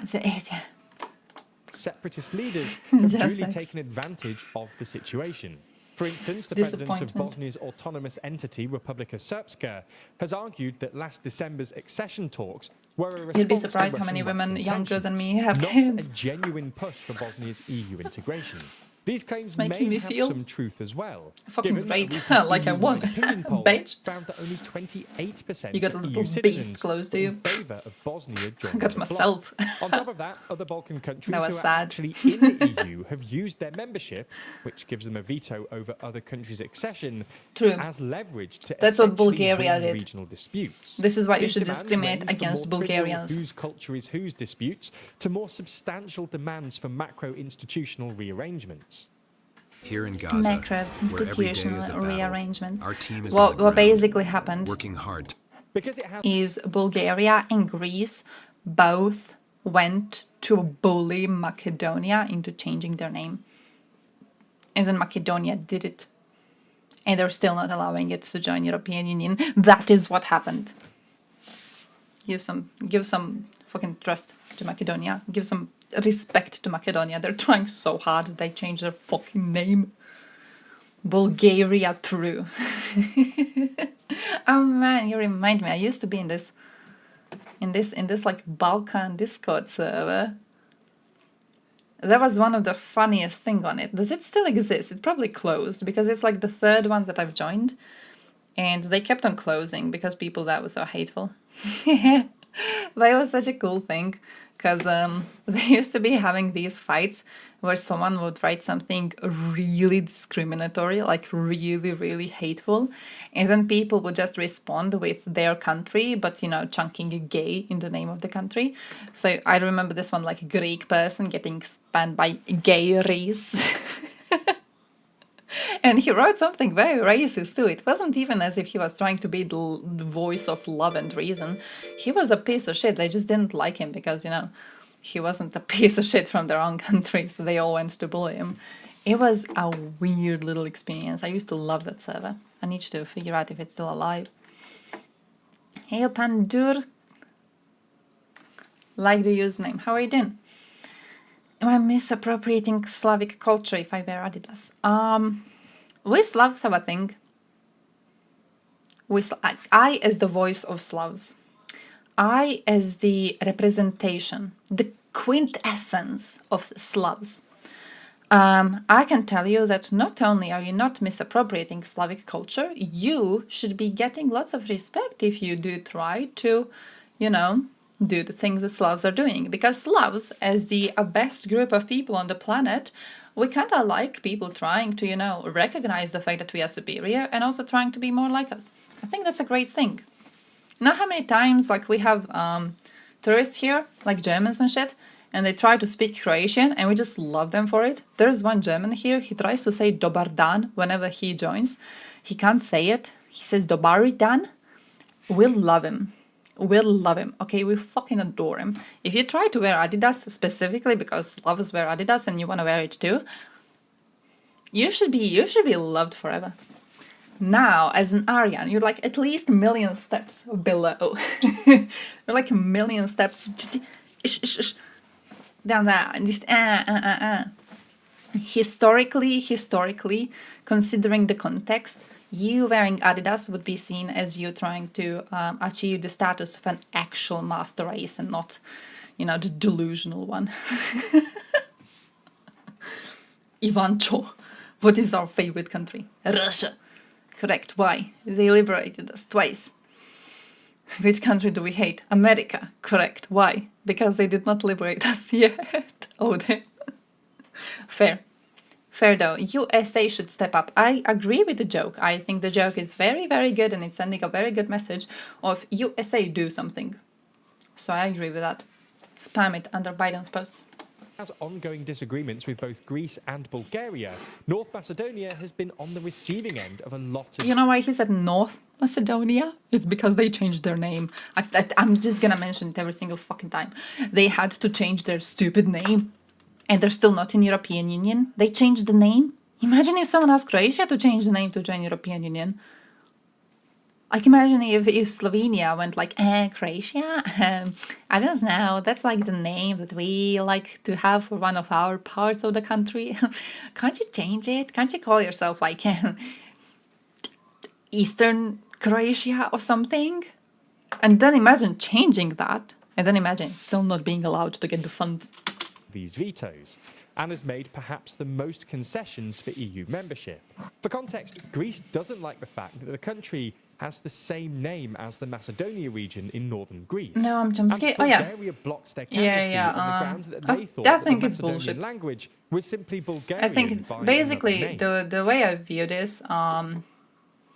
The idea of like provocating a country into attacking you. To me, it's a high school view of geopolitics. You know, the idea that like, oh, well, actually, you know, Ukraine was getting cozy with lots of European states, and then Russia was getting worried that it's not gonna have Ukraine on its side anymore, and this provoked Russia into invading. Know what I mean? It's like, even if you use it in a high school setting, you're blaming the victim for something that the aggressor did. And this isn't a high school fucking setting. These are real countries, these are real politics, these are real internationally recognized borders and sovereign nations. I think it's an incredibly stupid, incredibly shallow argument. Yeah, it's a dumb thing to say. Typical anti-imperialist, that too. Hey, Northern Macedonians, what happened? Rush to get new passport before deadline.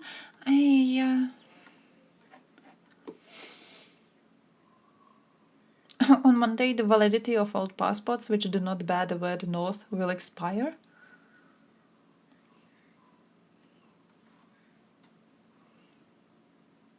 It's physically impossible to issue all documents by the deadline. The very printing and issuing of the passports poses the biggest problem. And it can only be lessened with better organization and management. Like I feel they could have moved a lot of this online. But alright. Issuing 50,000 passports per month, he estimated it would take another full year after the deadline for the process to be completed. I can understand that. Yeah, it's a petty little thing. But the sad part of it is that Macedonia actually complied and changed their name, and they're still not allowed. Like, it's genuinely so fucking sad. Like, they listened. The stupid ass request for a name change was made, and Macedonia was like, yeah, alright, I guess we'll do it. Just to, get a chance to be in European Union. I guess we'll do it. We'll just have to listen. And they did listen, and they're still not in. Then there's more serious, potentially destabilising This makes me so sad. demands. For instance, Croatia, an EU member, has stated that there will be no progress on the European path for Bosnia until the Croatian national question is resolved. Oh yeah, we're eating For shit on context, this. Bosnia has 3 main ethnic groups. By the way, for context, Croatia is eating shit. The Croats, Serbs and Bosniaks. And its constitution is set to make sure that all have equal representation, such as having 3 presidents for each ethnicity. But also So this is the a stupid Croatian system. national problem in question seems to be a demand for reform of Bosnia's electoral law to represent more of the Croat population. The Federation of Bosnia has resisted these demands on the grounds that it would stoke ethnic tension and further segregate a country that's Oh, for Bulgaria, it's not really questionable over whether the name should be Macedonia or North Macedonia. For Bulgaria, the question is there Macedonia? Because Bulgaria has this idea that Macedonia isn't a thing. Macedonians are just Bulgarians who are lying to themselves. So they're basically just trying to do whatever they can to disrupt the situation with Macedonia possibly entering European Union, because Bulgarians are salty about Macedonia being Macedonia and not being, Bulgaria, bitch to the left. That's the lore. That's the basis of the lore. Yeah, they had a whole thing at one point. Holy shit, what was the headline? That was really, really bad.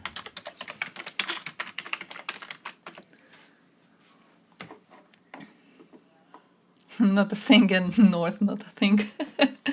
I think it was more that they wanted to see Macedonia give up on European Union membership, but they didn't really expect Macedonia is going to be, listening to the demands and that it's going to be changing the name.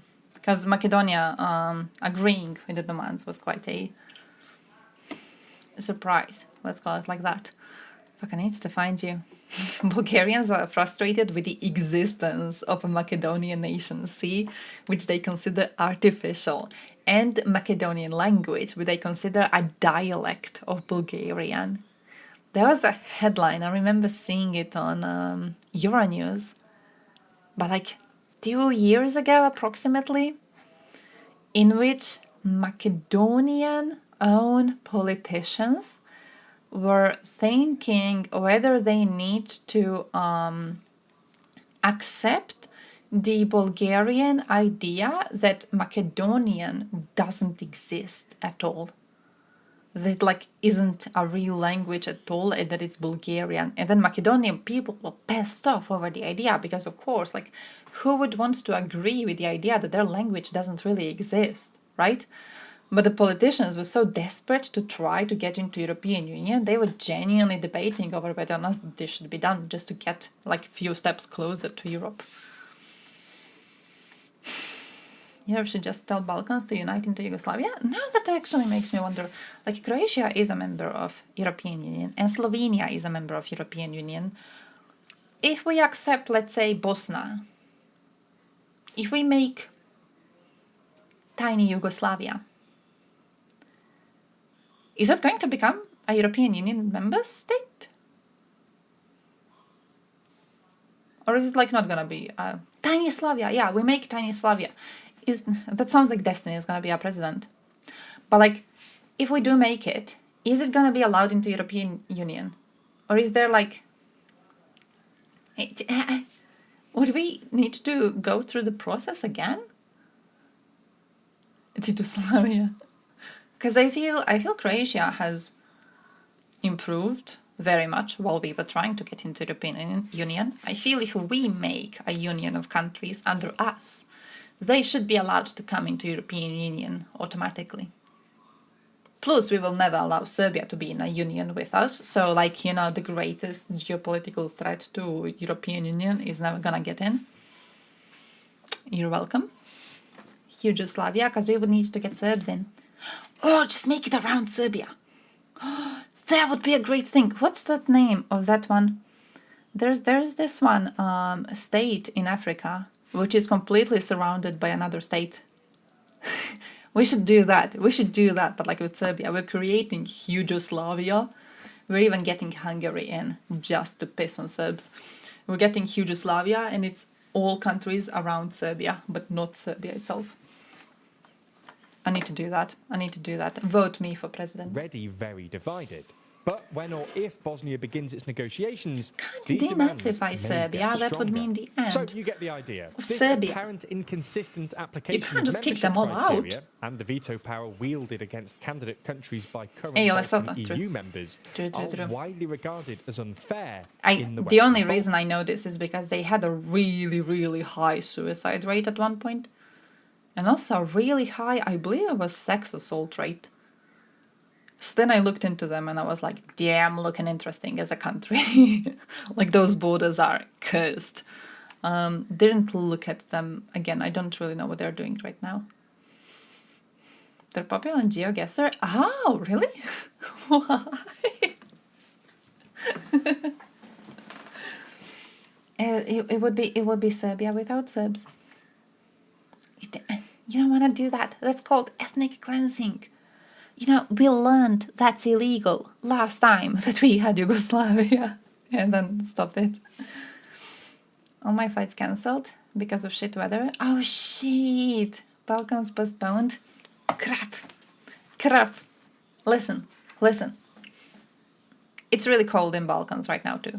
Alright? So like, maybe once you get here, at least the weather is gonna be proper. Swaziland is not called Eswatini. Oh man, I'm stupid when it comes to these. Has some strange vegetation that makes it recognizable to GeoGuessr nerds. That reminds me of seeing that one video of a live streamer playing GeoGuessr, and he was placed on some fucking road, and he was like, well, I'm looking at this road, and I see the lines on the road are spaced like this. That means it's one of the Scandinavian countries. You see the lines on the road, and you know which country it is. Because usually I play games like that, and I'm like, let me try to find some language. I'm trying to find some like the street signs or some shit where I can, you know, read what it says, and then I can figure out what it is. Like, how the fuck do you look at stupid lines on the road? People be looking at like the goddamn fences of the houses, and they're like, yeah, I know where they make these types of fences. Everywhere? Literally everywhere? It's concerning. It's genuinely concerning. Let me see. Ooh. Coastline to board, holy shit, to land ratio, good actually, good. This is good. I wanna say 7. I wanna say 7 out of 10. It's like a little triangle, but one part of the triangle is amazing, and then the other two are kind of sad because it's land. But the fact they got like one of them seaside. That's based. That's working great. So when it comes to the borders themselves, They deserve a proper rank. I also like this one.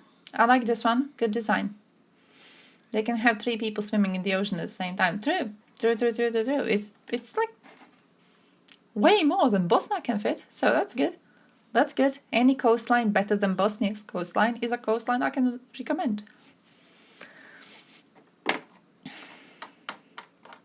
Flourishing democracy? Oh no. Yeah, I genuinely don't know too much about their situation, to be completely honest. Oh, Malay Islamic monarchy. Legal system based on English common law, although Islamic law supersedes this in some cases. It has a parliament, but no elections. The last elections they had were in 1962. Welp. Welp.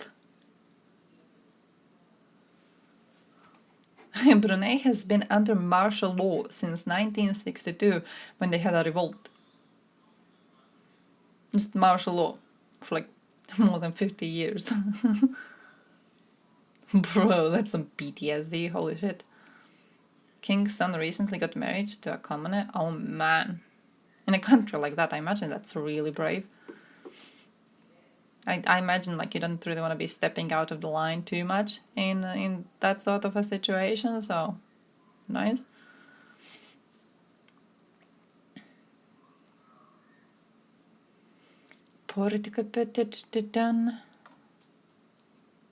What's their foreign relations? They were managed by the UK government until 1979. What was it, 1962 when they had the last elections and then went into martial law?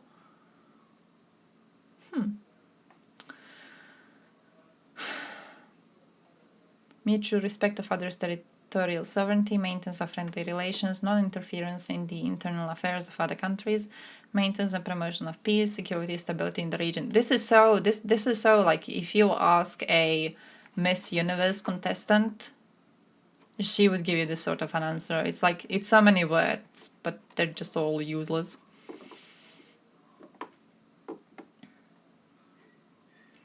Full member of United Nations. Full member of the Organization of Islamic Conference. Close relationship with Singapore and the Philippines.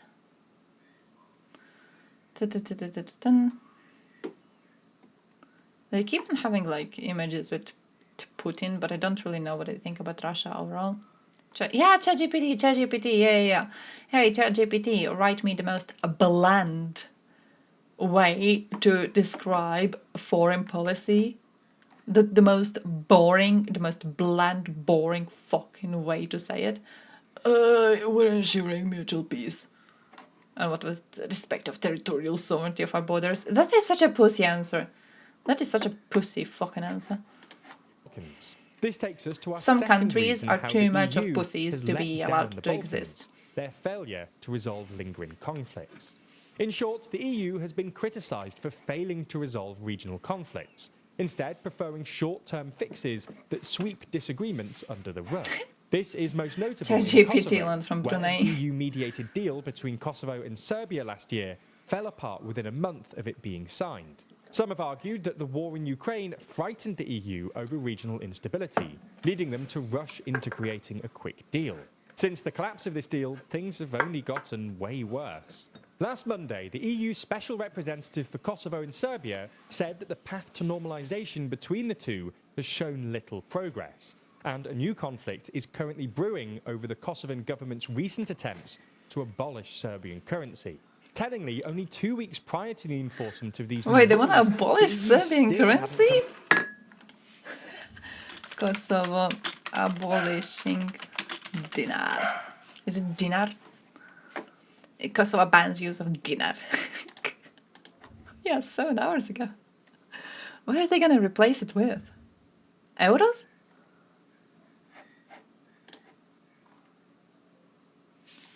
Oh yeah, it's gonna be euro.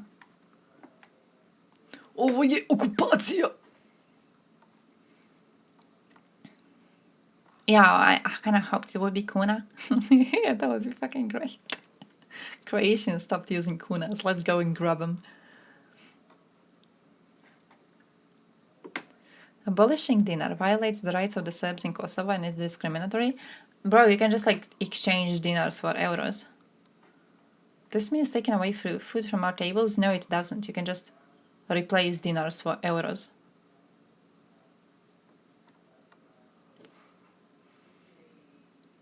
Do they think once a country changes official currency that like if you have old types of currency it's just like worthless now and that's that, you can't replace it or what? Because you can exchange it, you can just like carry it into the bank and they exchange it. That's what we did, bitch. That's what we did. Learn for Croats. Croats the best Slavs again. We gotta teach these loser nations how to behave.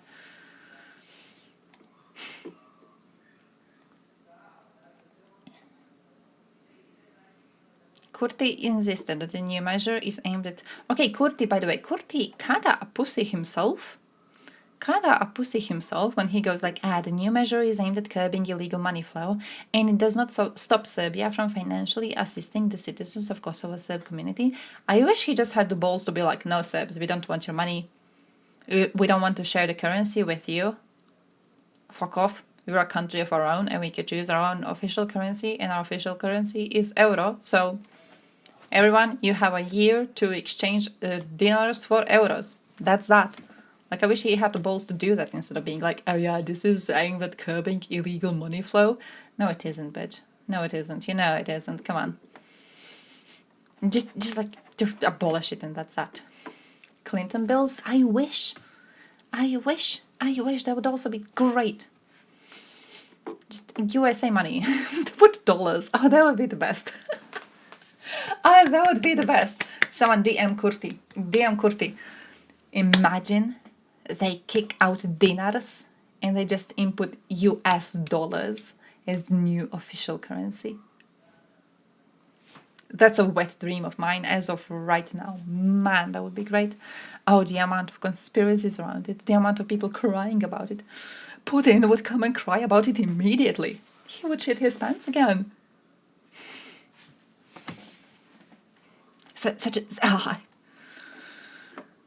Kosovo's ban of the dinar could raise tensions in an already volatile region. You know what else raised tensions in an already volatile region? Serb attempt to go and do a fucking terrorist attack in the middle of Kosovo. I feel that was kind of raising tensions. I feel maybe when we talk about raising tensions and violence in the region, maybe we should focus on that instead of focusing on a country picking its own official currency. This is like when Serb said that Montenegro is raising tensions because Montenegro didn't want to be under the Serb Orthodox Church anymore and it wanted instead to have its own Orthodox Church. Like, come on. He's saying that Serb currency was mostly used by criminals. True. I wish he would, just say it outright. Just say it outright. Because the way I understand what he's saying right now, where was it? Cash can't cross the border in sex. It should come through bank accounts and be withdrawn in euros. So it's like we should control the money flow into the country. You can't just carry country with you over the border anymore. You have to put it into your bank and then once you're in Kosovo, you will be able to withdraw it in euros specifically.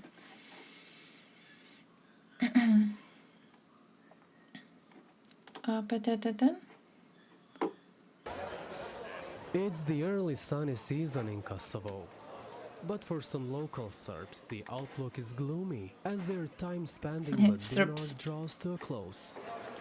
They will be compelled to alter their routine after the Central Bank of Kosovo mandated the euro as the sole means of payment, and February is set as the transitional phase to the new reality. This has raised concerns among locals who receive wages and social benefits in dinars from Belgrade. It has also alarmed some businesses, fearing potential trade issues. Of course it will affect the export and import of beverages. Companies in Serbia, if they want to pay in euros, they must obtain permission from the National Bank of Serbia. Last week, Serbia's President Aleksandar Vučić and Kosovo's Prime Minister Albin Kurti squared off at the UN Security Council over the switch. Both the European Union and the United States are urging Pristina to delay the move and discuss it further. But authorities in Kosovo believe the time is right in a bid to combat money laundering and crime financing. Kosovo declared independence to combat from the Serbia in Serbs. 2008. But Serb-dominated municipalities within the territory have steadfastly refused to abide the constitution, which recognizes the euro as the official currency. Most of the businesses in Kosovo's north area operate under the Serbian system and are outside the scope of the tax administration of Kosovo. With the removal of the dinar and setting the euro into circulation, Pristina aims to gain more control over the business sector. What will be a problem is the issue of double taxation for businesses that operate with two systems. Which exchange rate will be used to convert dinars to euros? Who will have control of this money? On the other hand, ethnic Albanian traders in the north, who prefer the euro, have welcomed the upcoming switch. We will have no difficulties when we change to the euro. In fact, it will be a relief, because so far we have to convert other currencies. During 2022, Serbia dominated Kosovo through goods trade with a ratio of 370 to 60 million euros. By 2023, it was almost halved, as Kosovo enacted economic measures in response to a string of events jeopardizing national security. Last May, violent protests broke out against elected Albanian mayors. In June, Serbian authorities arrested 3 Kosovo policemen in the border area, and in September, a Kosovo policeman was killed by a Serbian armed group. Despite the potential economic impact of the dinar ban, local Serbs and entrepreneurs are hopefully the switch won't inflame tensions in the north even more, but that they will have money to count in peace. Haris Ademi, TRT World, North Mitrovica, Kosovo. I wish. I'm not really that positive about the idea, but yeah, I do hope they go through with it. I support it fully. To a common position on the changes, which gives you a sense of how much political capital is being invested in the Balkans. In the end, the EU decided to ask Kosovo to opt out for a longer-term transition, in fears of escalating ethnic tension. But this obviously isn't a long-term solution. Croatian-Serbian relations also haven't fared well in the last 10 years, in part because Croatia has leveraged its EU membership against Serbia. Yes, the we two have. countries fought each other during Croatia's War of Independence and have since had very cold relations. Also based. As we should. As we should. In 2022, Croatia threatened Serbia's EU negotiations for wanting to indict 2 Croatian generals of war crimes from the 1995 Croatian War of Independence, with Croatia's parliamentary speaker commenting, if they want to progress towards EU, they must behave like Europeans. Though it isn't widely covered in EU news coverage, the Croatian government has faced criticism by its neighbours and at home for not acknowledging war crimes. Look at this. Neighbours. Holy crap, whenever I look at him, whenever I look at this man, he's like, he's collecting more chin area. You know, it's a way to measure corruption. You know, it's a way to measure corruption, right? There's, you look at the politician when they start that term in office, and then you look at them progressing through the term in office. And if nearing the end of that term, they end up looking like this, it means they're corrupt as shit. My man has been eating well, and he has been eating well on stolen money. Absolutely. Just, he wasn't like that. Look at this dude. You know, he used to be like a dream of every local woman for a few years. Look at this man while he had less access to corruption. He was looking no skinny. He was looking tiny. My man was looking good. He was in shape. And look at him now gaining chins. Oh, sad. That's sad. That's very sad. Never be corrupt, guys. It makes you look like that. and at home for not acknowledging war crimes. Very wobbly and Political also analyst very Sarko Bohovsky softly has argued pro-Russian. that since Croatia's entry into the EU in 2013, the downplaying of war crimes has actually become more prevalent. True, why is he so as skinny? right-wing nationalist politics returned in Croatia. Essentially, in part because the EU has failed to resolve regional conflicts, nationalist sentiment in the West Balkans has increased, making diplomatic resolution even more difficult. Now, finally, the last thing we want to discuss is corruption. He has like Despite 20 the fact that the cancers EU if you listen to the news. I guess it like cancels using their out. instrument for pre-accession assistance fund, corruption is on the rise in the Western Balkans, especially in Bosnia and Serbia. Obviously, the EU has limited power to enforce anti-corruption measures on non-EU states and can do little where there's widespread state capture. But at the same time, the EU Commission and member states have avoided critical reflection on current funding models that funnel EU funds to corrupt political elites, hoping it will lead to democratic changes. In fact, even though countries are complying with EU accession conditions, I think he's just making in power changes, so much that it technically isn't even is on the corruption at the rise. point. Liberal democracy is declining, and ruling It's like elites family have more relations. power than ever. And the EU's conditionality for accession has actually strengthened this state capture in 3 ways. Firstly, by pushing market liberalisation without a good legal framework. A lot of Putin, Balkan if I was countries your have mother, weak judicial systems, I would not have given which you means the that what we might fetal describe alcohol as syndrome. neoliberal economics can lead to a small group of wealthy individuals gaining too much power. Second, top-down conditionality weakens internal accountability and can be used by autocrats to silence critics, because if their criticism gets out, the coin tray won't receive the funds.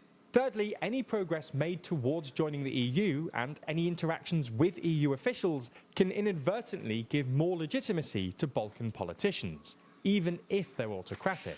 Perhaps the best example of this is President Aleksandar Vučić in Serbia, who's so far done just enough to maintain peaceful relations with Kosovo. Maintaining stability in the Balkans is a top priority for the EU, and so, in this sense, Vučić has become somewhat of a reliable partner for the EU, at least more reliable than Serbia's weak opposition bloc Just like alcohol and far-right syndrome. parties. I feel it should Backing be Vučić, not who has age been widely accused restricted. of autocratic practices, the EU has undermined its credibility in choosing stability over democracy.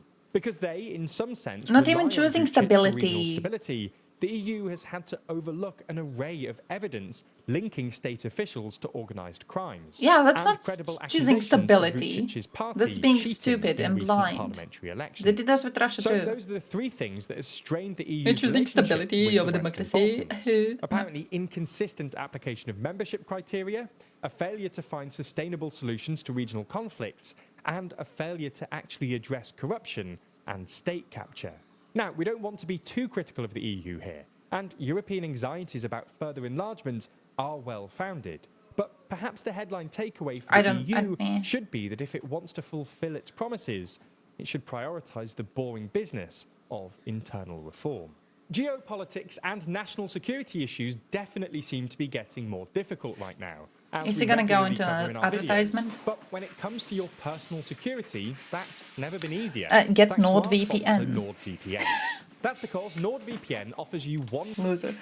But yeah, overall, they didn't fucking choose stability. They thought they were choosing stability. I can see that. But like they weren't choosing stability. And presenting this as them choosing stability, I feel it makes them sound less stupid than what they are. It makes them sound less dumb. They've been dumb. Like everyone knew who Vučić was before he actually came into power. It was already known exactly who he was and what role he played in Yugoslavia. And then he comes into power and they're still trying to play along, and he does horrible shit and they're still trying to play along. Man's been destroying Serb democracy for a while and they're just allowing it? And also like pretending that they still want to accept Serbia into European Union in the state it is in right now. That's not really choosing stability. That's just genuinely, it's being stupid. It's the same thing we did with Russia, where we were like, oh yeah, Russians, we're gonna keep on buying your oil. We're just gonna keep on buying your oil and your gas and your resources. We don't want you to be angry at us. We want you to be nice to your neighbors.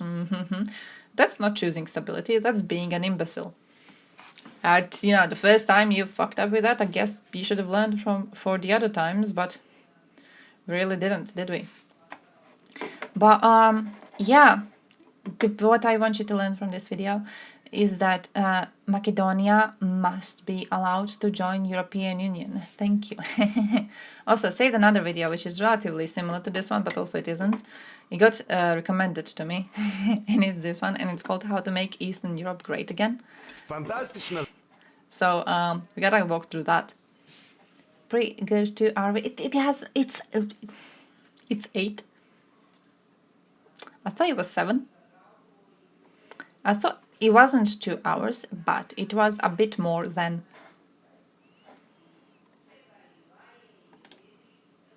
30 minutes, 37 seconds. A bit more, but not too much more, but a bit more. A tiny little bit more. I fantastična gomila posuđa. A ne, ovo nije fantastično. Stvarno, I do need YouTube Premium. I do need YouTube Premium. Puno posla. It works! Hey, it's not proper for this week. I gotta edit it. It works though! I thought it's not working. Now, here's the schedule. We're going to be afternoon streams this week on Thursday, Friday.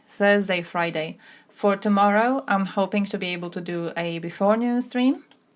But wish me luck on that. Grammarly free. It's Kayla on behalf of Grammarly to tell you. YouTube is unbearable. That's true. YouTube is fucking unbearable. It's very, very annoying to use, and they keep on giving me these very, very long ads, and it's horrible. It's horrible, and it sucks. I hate them. I hate them so much. It's like Spotify, you know, like when you use Spotify and they keep on giving you advertisements every once in a while. But I'm not even salty about that as much as I'm salty about fucking YouTube. Yeah, I'll need to get. I didn't want to move away from opera because I kind of like opera. You know, I kind of like opera. So I didn't really want to move away from opera. And I kept on like coping with the idea that they're going to fix it. And they recently did post that they have an ad block that is now like better than the last ad block they had, and that's supposed to be controlling for the amount of YouTube ads that you get, but it isn't. It doesn't work. Or it works and I'm instead supposed to get million of them, and instead of getting million ads, I get just 100,000. Maybe that's the situation. I don't know what the situation is. I just keep on getting fucking ads, and I don't know why. I'm sorry for that. Now look, it's intentional. It's intentional. It's like, you know, those women like live streaming with nothing and then they just have like a black bar over the titties. This is my version of that. It's just that you people here in chat are hiding the titties. Thank you. Thank you for keeping me modest. Spotify free on mobile is unusable. Oh yeah, I use... Yeah, shuffle only with just 2 skips. That's true. I use it only on PC though. And I found that it's boring. What's the point of Spotify in the first place? Is there a point of it? Because recently I could have gotten a few months for free to test the like premium version of it, and I didn't get them. But what's the point of Spotify? Podcasts? Oh, could be podcasts. I saved one of it recently. Books That Kill, I think it's called. True. You gotta pay to listen to podcasts? Oh, I need to do that. I'm kind of interested in my podcasts. But apart from that, like, what's the difference between... Yeah, I use YouTube for music. I just go to YouTube. I don't go to Spotify. You know why I use Spotify? The only reason I use Spotify? When I find a good song on YouTube and I want to hear similar songs, I go to Spotify and I find a song and then I find playlists with that song in them. Or like they give you the song radio thing where it's like songs similar to that one. And then I go through that to like find new stuff that I should be adding to my playlist. Because I refresh my playlist every once in a while. Like just think like 2 weeks ago, I deleted everything I had and now I'm building it up again. So yeah, it's like it's useful for that, but I don't really use it for anything else. And I'll save podcasts and then forget to listen to them. That's a new thing too that I've started doing. I'll just move to Russia. man, it's not like they can choose who they want to allow in the country. They're missing out on people. You know, if I send an email to someone in Russia and I'm like, hey, I'm a foreigner and I really want to move into a country, I'm pretty sure they would be willing to kiss the ground I walk on just to get me that. Pandora. The idea was to build musical playlists that would recommend you new music that the algorithm figures you like. I very much like that idea, and that's kind of how I use it. I don't know what Pandora is, but I like that idea a lot. It is basically what I do. Spotify audio quality is much better. Oh, I don't know what Tidal is, but I've never really looked at audio quality. You have YouTube Premium to listen to music on phone? No. I do two things when I listen to music. One is going through YouTube videos to find new shit that I like, and that's kind of what I use Spotify for too. The other thing that I do is I just download shit. Like I've got a playlist on my phone, I just download shit and then I have it saved around. So yeah, legally of course. Jay-Z? I don't know what Tidal is.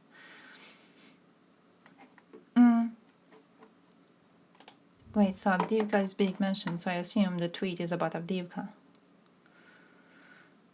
North Korea is building a new recreational zone specifically for Russian tourists. Oh, is this because hotels in Dubai don't really like them anymore?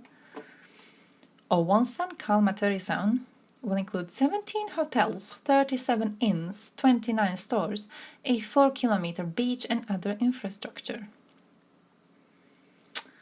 Russian media visited the construction site. Their main goal was to cover the large group of Russian tourists visiting North Korea. Largest group of foreign tourists that has ever visited North Korea. Nice. In the future, North Korea is planning to host Russian school children at the Sondovon Children's Camp. Первая остановка для туристов в Пхеньяне на возвышенности Мансу. Посмотрите, какой отсюда открывается вид. На этом холме две гигантские статуи великих людей современной Северной Кореи – Ким Ир Сена и Ким Чен Ира. На территории монумента принято вести себя спокойно, нужно разговаривать тихо. Еще одна обязательная остановка – Дворец пионеров.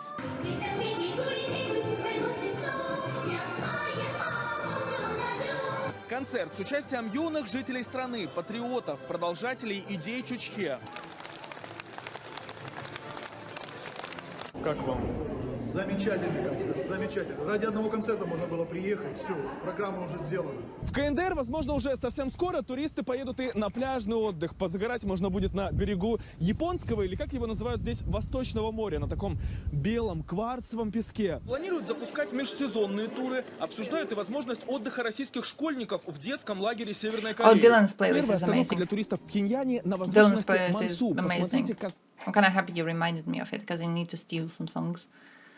I need to steal some songs to download, but it's genuinely good. I have no idea where he found some of those. It feels like whenever I come into his stream, there's like at least one song in the intro that I haven't heard before. What are tourists supposed to eat? Food is absolute garbage, to be fair. To be fair, have you seen what Russians eat usually? And I mean like actual Russians, not like the top part of Moscow. I mean like actual Russians. It's like heaven to them. They go to another country, they get food. It's heaven to them. They don't have to stand in line to get basic ingredients. Man, they probably go home and they're like, wow, it was so amazing. It was so amazing. Like we got food. Wasn't really good, but it was something. We got something. Man. The Georgian government just used tear gas against me. Yo, this protest is getting boring as bro. The whole region where I was cooked up had mostly a bad reputation up until a few years ago, because every Westerner thought that it was just a shithole, and for the most part they were correct. It was a shithole, but they did not consider the past of why it was a shithole. And now it's like, oh wow, turns out they are people too. Turns out they can also have a good country if the circumstances are right. And the circumstances being right, meaning not having any fucking wars. So fucking tired. Ruset data mode Khan. They're going way into yellow. As we are all aware, when the Union of Hilarious Countries collapsed, every country was dirt poor. People were selling their kids for a Christmas tree. Because every single place after the collapse was raped by oligarchs and the country's transition to capitalism. Oh yeah, let me just Hey, yo, grab Chris, all herojem these slova. resources. Let me just grab 5 it minutes all. till I leave. Soon. Tell me the truth, my gamer. You Very ever been soon. fucked this Very good? soon. I do have to leave soon. You have never been fucked this good. No, okay. Are you serious? Gamer. Like, this is exactly what it felt like. For example, I really like this one Georgian song from the 90s, which was an insane period for Georgia, right? Because the USSR had just collapsed. We had the 3 wars with Russia back to back. Fucking Batumi turned into feudalism because their government head essentially ruled it, stole like 40 million and fled to Russia. And now if he comes back, he's gonna be sentenced to 15 years in jail. Shit was crazy, right? So this song is about how corrupt officials just took all the money for themselves and left everyone else to be dirt poor. It's But in a bit spite of less that, than how 1 we should hour, still but take true. care of each other and to hold out hope until the trees have leaves. Now that I think about it, that just means until winter.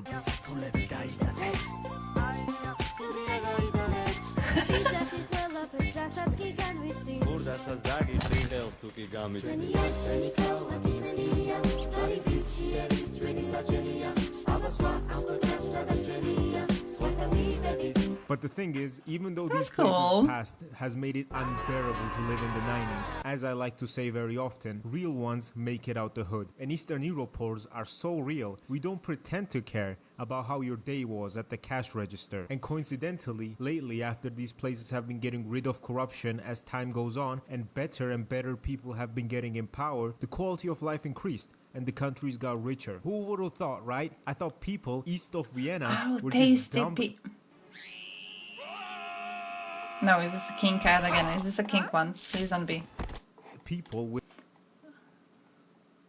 Oh, it's like the tasty period. Okay, fair. Okay, fair. pretty girls that could be exploited with my I like how the based part of Croatia actually is circled. The good part of Croatia is circled. I respect this. passport. But nope, turns out they can run a country too. Okay, now I'm gonna go a bit history nerd here. Give me your lunch money, pussy. You think I have a lunch or money? Let's take Poland, for example. Poland was literally nothing after the Germans were done with it. Warsaw literally looked like this, and now it looks like this. When I was flying into Poland, I saw Warsaw's skyline. I was like, damn, this is the closest I'll get to New York for a bit, because all the Anglo countries keep not giving me my visa. It's almost like we are people too that have been ravaged by dictatorships for the past century. Ask a Romanian what their favorite day is. They'll tell you Christmas, because they get gifts and they get to celebrate Ceausescu and his bitch wife getting fucking shot by a firing squad. You know how Europe was absolutely devastated after World War II? Like, this is what Berlin looked like. The Allies did not leave a stone in Berlin that did not get fucked. We gave them the Warsaw treatment. And one of the major reasons why the United States is such a big superpower and the #1 country in the world with the most influence and the most money is because the United States literally built Europe back up from World War II and Japan. Without American investment, Germany recovering to the major power that it is today would be literally impossible. Or any other European country for that matter. And that is literally what the European Union is doing with Eastern Europe, giving money to places that suffered from communism to rebuild their countries and their societies to become prosperous countries that look good and are not shit anymore. The EU has given vast amounts of money to Poland to rebuild their country after what the Germans and the Soviets did. As you can see, the biggest beneficiaries in the EU are mostly post-Soviet countries because, trust me, after 1991, we all need it. Also because by rebuilding a country, it will pay off greatly in the long run. Having a weak and poor country in the EU is very dangerous because of how susceptible a place can become to Russian propaganda and extremism. Small countries with small populations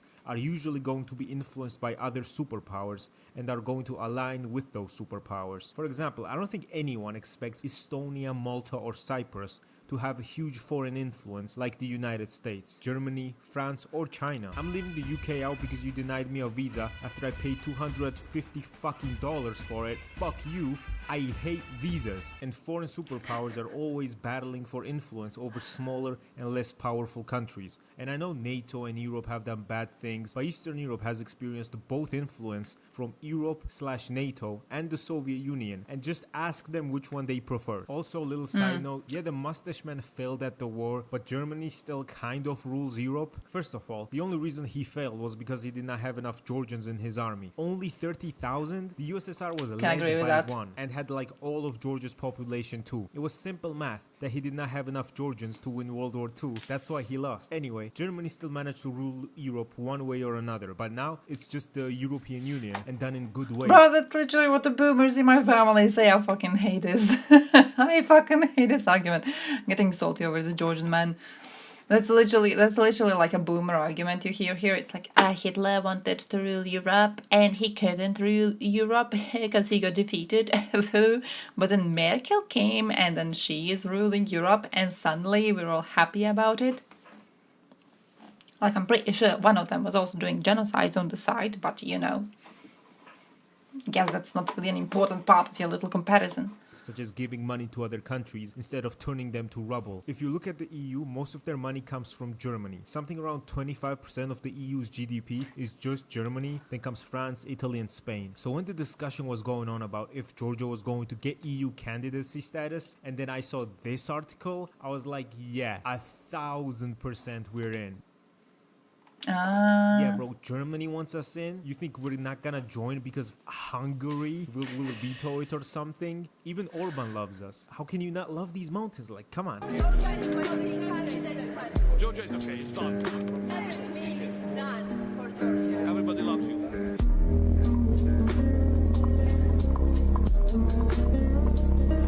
Yeah. So how to make Eastern Europe great is very...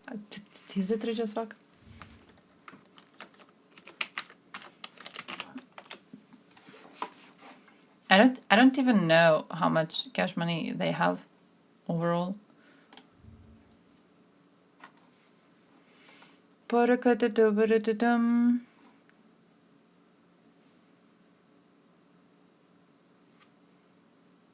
Eighty percent of their trade is with other European Union member states. They import from Belgium, Germany, France. Where do I find the cash money? Ah, here it is. Расходы и приходы.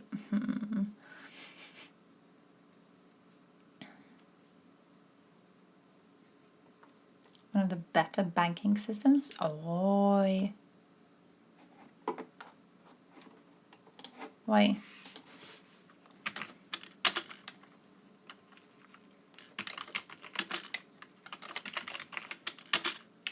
Oh.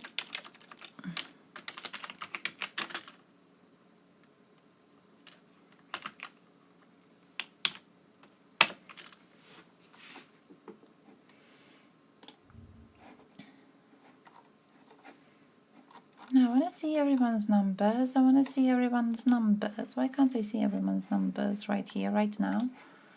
Why do I have to go through steps to be able to see this?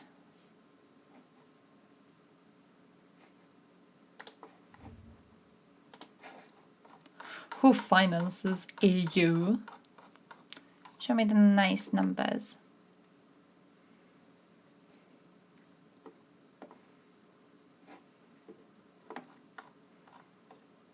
Luxembourg. Oh yeah, they're getting a lot.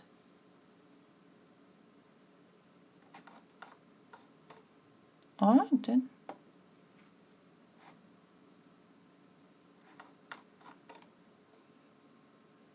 Croatia.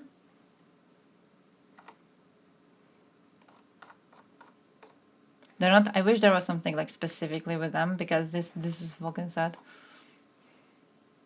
I don't feel like reading so much about the other countries, you know. There should be just Croatia and Luxembourg as the only two countries that actually really matter.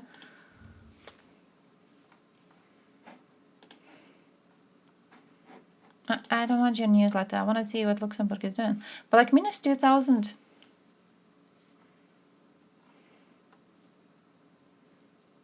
And like he goes, it's mostly post-Soviet states. I mean, maybe he means like overall when you take in like all of these. Because like when you look at the countries down in the bottom, Portugal's doing so badly. What's wrong with what happened to Portugal? I know he's an Eastern European brother, but like he doesn't have to be that close to us. Poland lower than Greece. No, I think, listen, I would be, holy shit, I would be proud if my country was that low on the list. High on the list, high on the list. It's like, it's the first position, okay? Poland is taking the best position because it's pulling the most money out of European Union. It's being paid to stay a member. You know how good that is? You know how vulnerable European Union is in this sort of like a relationship? They have to continue paying Poland just to keep on being a member. Look at how much cash money they got. I don't know, if my country was there, I would be very, very happy. I wish Croatia was like close. I wish Croatia was way, way, way, way, way closer to Poland. Pre-COVID Poland had great economic growth rate. Double of the UK is nice. Oh shit, COVID really fucked us, didn't it? I mean, being an oligarch is a different thing than being a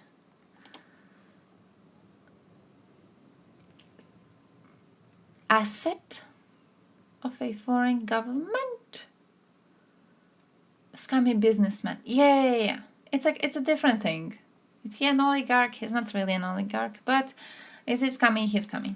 Very simple. Leave us alone. There's a reason why Lithuania, a country that is not rich by any means necessary, just gave 200 million euros to Ukraine. It's not a coincidence. By the way, stop this. By the way, today's date, February 13th, 2 years ago, Lithuania gave a bunch of anti-aircraft weapons to Ukraine.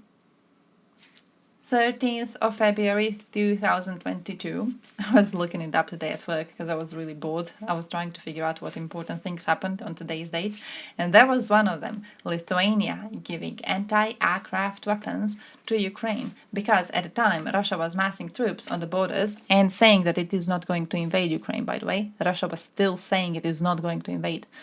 And Lithuania was like, we know these fuckers. We know these fuckers. They say they're not going to invade. Who has trusted a Russian ever? No one. That's correct. No one's smart. So we're going to give all of these weapons to Ukraine anyways. And yeah, thank you, Lithuania, for understanding the real danger. By any means necessary, just gave 200 million euros to Ukraine. It's not a coincidence that the biggest supporters of Ukraine, when you compare it with their GDP, are countries who have already been ruled by the USSR and do not particularly like it, like Latvia, which essentially had their culture genocided, since Stalin would import as many Belarusians and Russians as he could to Latvia and force them to speak in Russian. Even if there were 7 Latvians and 1 Russian in the workforce, that one single person could demand that the work meeting take place in Russian, and if the workers did not agree, because it's not their language, the workers would be accused of nationalism and then have their jails confiscated. This desire for democracy and the need for freedom is the reason why Eastern Europe has flourished throughout the years, growing as individual power. By manufacturing sector.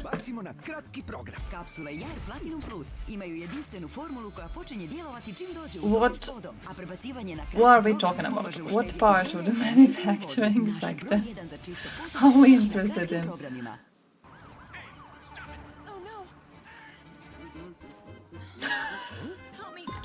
And as a collective, everyone from there remembers the USSR and nobody wants to go back. Oh yeah, I'm sure Ukrainians are super hyped for the USSR, the place where they literally got starved to death, which is the reason why these countries will do literally everything they can to join NATO and be under American protection, because Russia has invaded literally every single neighbor in Europe they have, which is not in NATO. Of course, Poland wanted to join NATO the most because of the Molotov-Ribbentrop Pact, where World War II started by them getting invaded by both Germany and the Soviets, and they split it down the middle. And that split's consequences can still be seen today in Poland by the number of toilets or the type of people there are and what they vote on with the USSR part of Poland. Even today, voting to be more conservative and the western part of Poland liking gay sex. Same exact thing in Germany. So they literally tried everything to join NATO. However, Clinton was not having it. He did not want Poland to join NATO, so the Poles started scrambling. They were like, we're getting into NATO one way or another. So they just started throwing shit at the wall. First, they invited the president of Russia at the time, Yeltsin, to a meeting to get him drunk, since he was known for being drunk literally 24/7. and get him to sign a pact saying Poland joining NATO is okay and will not piss us off. Did not work. Then they went, you know what? No NATO? Okay, we'll build nuclear weapons. Clinton did not care. He was like, aye, bro, whatever you say. However, elections were coming up and the Republicans wanted Poland in NATO. And coincidentally, the United States had a huge Polish diaspora in the swing states. So if Clinton kept insisting that Poland was not going to join NATO, all of Illinois and the whole Polish diaspora would have voted Republican. So the threat of I'm banned from Scottish chat, okay? Like if I go raid him, I can't say shit. Threatened to vote for the opposition. This is why protection is so important. It raises people's faith because you know that if you build something, it's not going to be temporary, so you're more likely to put everything into it. You're not working and thinking, yeah, the Russian army is going to invade any day now. This shit will get destroyed. And by far the most important thing is that foreign investors now have faith in the stability of your country and they don't mind investing a lot of money in it. Because, for example, if you invested in the parts of Ukraine that is currently occupied, you're probably pissed off because your whole business got fucked. Either blew up or it's under new laws now. Now you gotta talk with the oligarchs and shit, and if your business was big, and probably give them a cut. It's just a pain in the ass. Because here's the thing. He should. I didn't stop him. Is rich. Literally every single country produces value of some sort. There is not a society where motherfuckers are just sitting down, doing jack shit all day, beating their meat and sleeping. Every single country provides value he's to the an world. imbecile, The problem comes in who and where that money goes to. You see, these rich strongly motherfuckers strongly pro-Russian money from the common man. His just chatters to are make themselves richer. weird There is though. no reason why a country cannot have free healthcare and free education. The problem Sometimes you get a feeling the ruling class takes some of this them are money clowning away, him. therefore taking away the common man's right It's to get like education weird and conversations get free happening there, but healthcare, he's no very matter their pro-Russian. level of income. Most Eastern European countries are very rich. However, they appear poor because the money is concentrated in the G-Wagons for politicians instead of buses for the common man. So hey, my mom was a crack addict and my dad lost the house betting against a Georgian in the UFC. Which is something you never do if you want to win the parlay. So I'm fucking broke now and I'm starting from nothing. Therefore, I live in a shitty part of the city. Only if I had some access to the good parts of the city where the jobs are so I can get a job and start making money. Oh no, I forgot. My politicians took all the bus money and invested them in fucking whores and the G-Wagons. Thank you for the wise investment, which really benefited me. I really love that. I want to pay more tax actually. I want Orban to get more G-Wagons. I really like getting fucked in my ass, you know? I really like paying all this money just to see the democratically elected politicians sometimes buy houses in Croatia. like I checked out take his more money from me. In most countries Croatia mentioned. But like sometimes I check out the chat and it's like but sometimes yesterday was really interesting. Someone linked in his chat there was some USA woman and she made a post on Twitter that Putin giving historical reasons as to why he claims Ukrainian land and therefore has an excuse to invade it. It's similar to Israel giving historical reasons as to why, you know, they should be having the right to go into Gaza and to do whatever the hell they want. And like, it's interesting that people of USA, when it comes to the leftists, they consider these two situations as being different. And even though I disagree with the premise of her argument overall, I do understand where she is coming from when she, you know, wants to be spitting on historical claim to land in the first place, because I do think it's a stupid argument. And it was interesting because like someone linked it in Scottish chat, and instead of thinking about why a historical claim to land is stupid, because they themselves know historical claim to land is stupid, right? They themselves had talked about this, about how sometimes when like Israeli politicians talk about claiming this land, they will like choose specifically the point in history that they like. And then they will claim that because of this point of history that they like, they get a claim to the land that they owned at the time, right? They will not look at history before, they will not look at history after. They choose one point that goes well with their agenda, and they focus on that one, and then they just do whatever they want because they are trying to bring things back to that one, which is the true history. They're aware of how stupid the argument is. Yet, when presented with the fact that Putin is using the same stupid argument, you know what their response was? Oh, it's Twitter. She's posting there for the bots. And that was it. Just like a bunch of people being like, oh yeah, she's posting, and there's lots of bots on Twitter. So it's not real people liking the tweet, it's the bots liking it. Not even like looking a little tiny bit into the argument at all. Just not even considering it. It was so weird. It was a combination of reasons when it comes to Israel.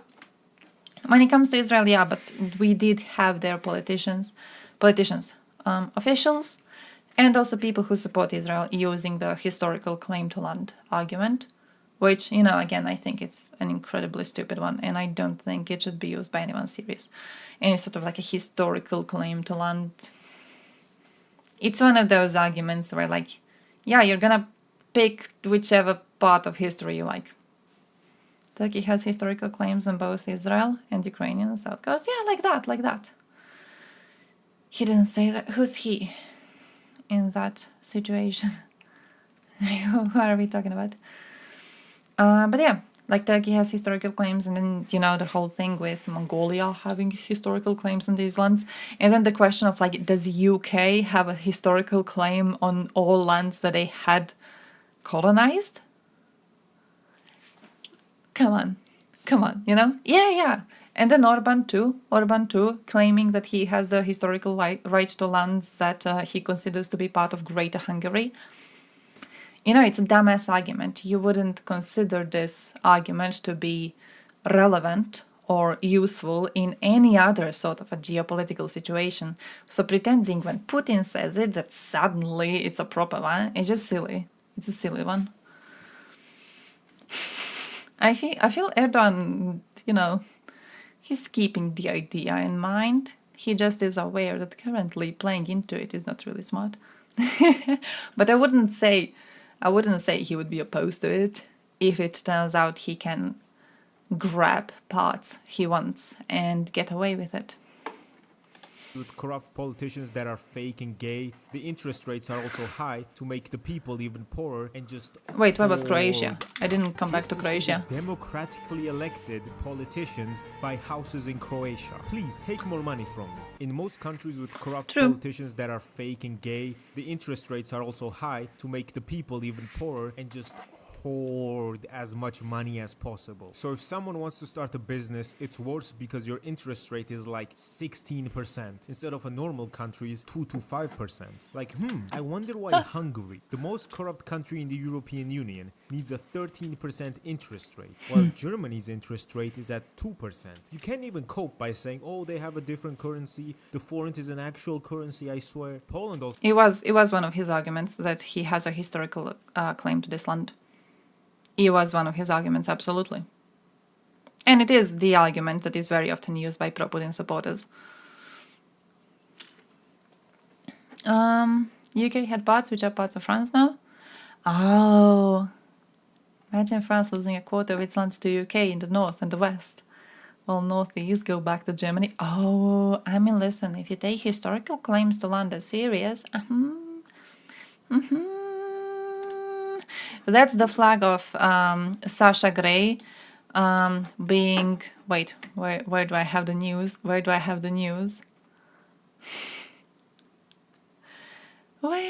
is she? Oh, I don't know where she is. I had the news on it. Oh, here it is. She was painted in some village near Chelyabinsk as like a snow maiden. The snow maiden.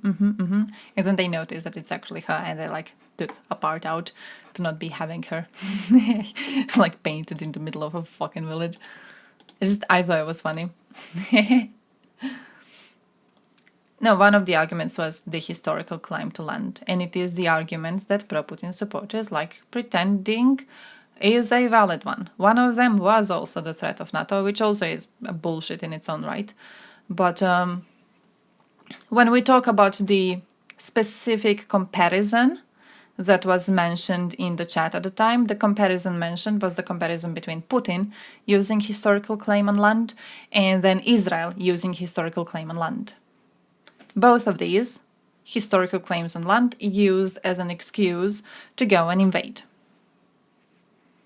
When it comes to like the other arguments used, those are extras, We could pinpoint those two, but like one of them definitely was the historical claim. He gave a whole history lesson in that one. I wonder if Sasha Grey earns royalties from Russians? She gets like rubles or something? That would be great. That would be great. She's a gamer now? Yeah. I saw her stream once, but she was streaming some football shit. That was like a game? She was watching a game? Yeah, I don't remember exactly what it was, but I know it was some football shit and I didn't care. Show the connection between our nations. So it wasn't his argument. Historical claim was part of his argument. He says that in the interview, yeah. He says that in the interview. The whole thing with Ukraine being a nation that doesn't exist is strongly based on what Russia perceives as their right to lands that were once ruled over by Russia. But yeah, NATO argument absolutely is bullshit. NATO was in no way presenting a threat to Russia. NATO was not presenting a threat. NATO did not plan to invade Russia. Russia knew NATO is not going to invade them. Russia knows now that NATO is not going to invade them. They got a whole border with Finland. I think they're protecting that border desperately now because they fear Finland's gonna invade. Of course they're not. They know no one's gonna go and invade Russia. The problem with NATO was the fact that when countries join NATO, they are protected from Russian aggression. And when a country gets protected from Russian aggression, Russia can't go and butcher their people up. Also has a different currency, but the interest rate is she less bans than fans half. of her movies, fair. Liberal? Mercedes-Benz is releasing an electric G-Wagon which can do 360 spins, which I think is cool. However, Onaj osjećaj kao nakon čišćenja kod stomatologa. Sad ga možete imati kod kuće uz Oral-B I.O. s okruglom glavom i nježnim mikrovibracijama. Oral-B I.O. uklanja do 100% više zubnih naslaga od obične četkice. Bro, he literally starts the interview with a history lesson. He literally starts the entire thing with a history lesson. Like it's literally immediately when they start talking. I feel sorry for all Eastern Europeans because this means the politicians also think this is cool. So sorry, you're not getting any new buses. These motherfuckers are gonna cut education costs just to get their cousin's wife one of those. That dude, that Hungarian dude from the they should hear Finland. They should.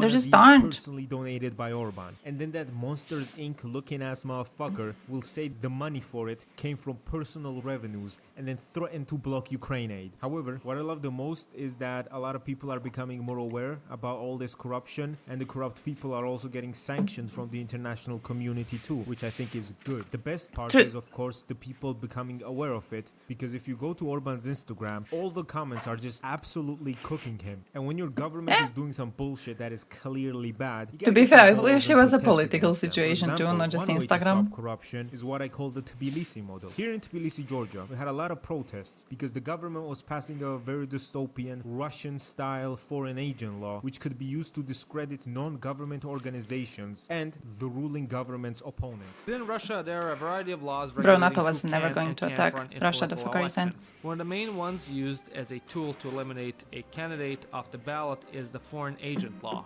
According to the legislature, a person deemed as a foreign agent cannot run for office in the country. One can be deemed a foreign agent for a variety of reasons, incling owning a foreign bank account. Never so friendly and chill. I was like, what is this shit? Drew.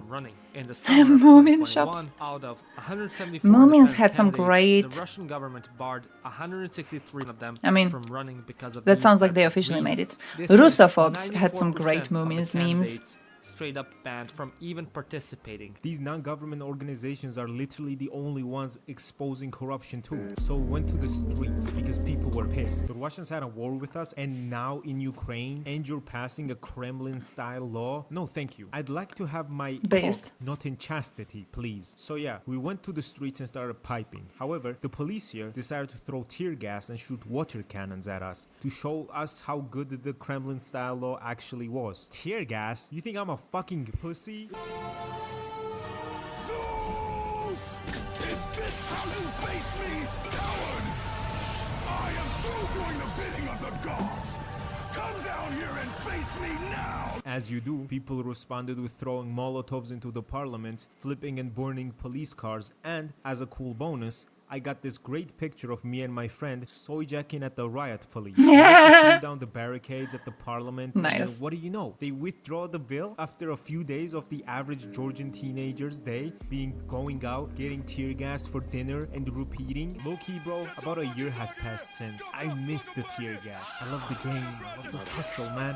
So now that we're all aware that every country has the money to pay for good things for their society instead of the new Mercedes EQS, I think there are some must-have requirements that need to be made to ensure a country is good to live in and to put it on a path to development and not the path of being exploited by politicians. Free Can education agree with is that. a must-have in any country. If your country is not corrupt and your people are educated, there is a 100% chance that the people will lead good lives and essentially make it out the hood. When the foreign investors come in, they can't just be like, okay, let's get some workforce now, and all they can get are fucking morons who don't know how to do shit. And the free education is great for people that were born into poverty, and most Eastern Europeans were born in poverty. Most people in this region don't own shares of Gazprom. So by providing free education, they can literally make it out the hood. Because imagine you were born into I've got poverty, no idea right? what he You're means, but butt-fuck again, broke. Who do you think has the higher chance of because like when I got becoming it a good member of recommended to me, society? I was The like, dude who needs to is this somehow man pro get thousands of USSR? dollars for But then their he's not. education out of their asshole because they were already born in poverty and don't have any money, or the dude who can get his education for free and then proceed to So get I a guess job it's just where like then, because make he's it not better. broke, he can get his hair cut and then But he's said in a hanging out way with to his appeal friends, to and American Svetlana viewers. is looking at him nicely. Then they end up piping, they end up getting married, and then this other dude went like, fuck it, I'm gonna rob a bank. What are they gonna do? Worst case, they give me free food, healthcare, and shelter. I'll fucking take it. So yeah, Finnish one would be prison better, system is free absolutely food. insane. It's actually focused on rehabilitating people and reintegrating them back to society instead of punishment. They got entrepreneurship books.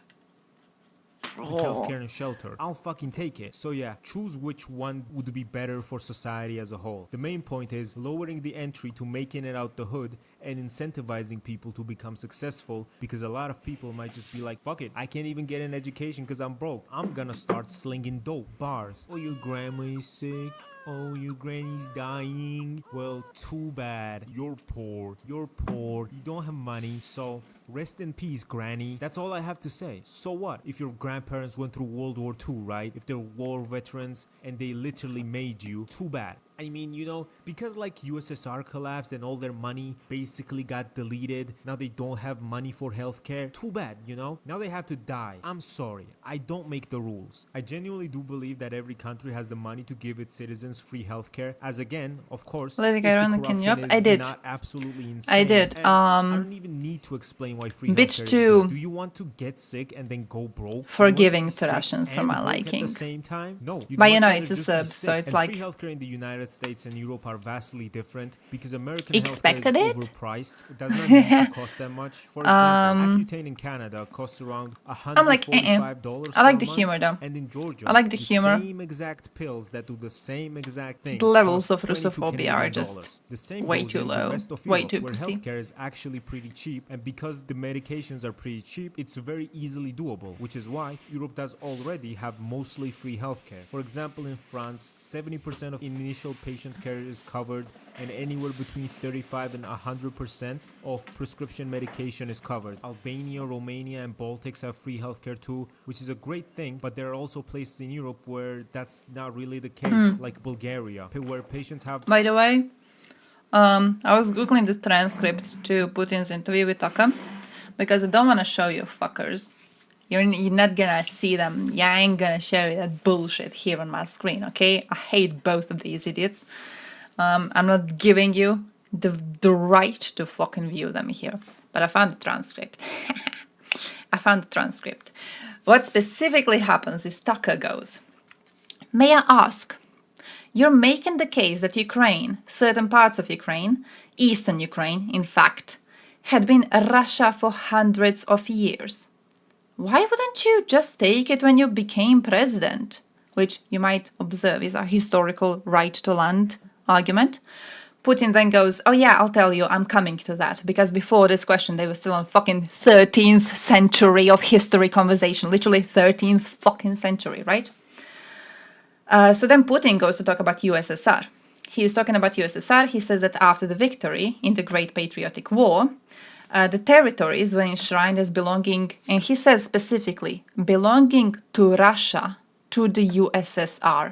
He says it as if these are two interchangeable terms, right? He says the Poland received some territories in compensation, and then he's like, oh yeah, but Stalin insisted that republics are included in USSR as autonomous entities. Lenin, the founder of the Soviet state, insisted they be entitled to withdraw from USSR.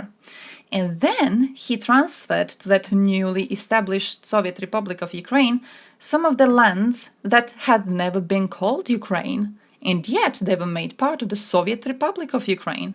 Those lands included the Black Sea region, which was received under Catherine the Great, which he claims has no historical connection to Ukraine whatsoever.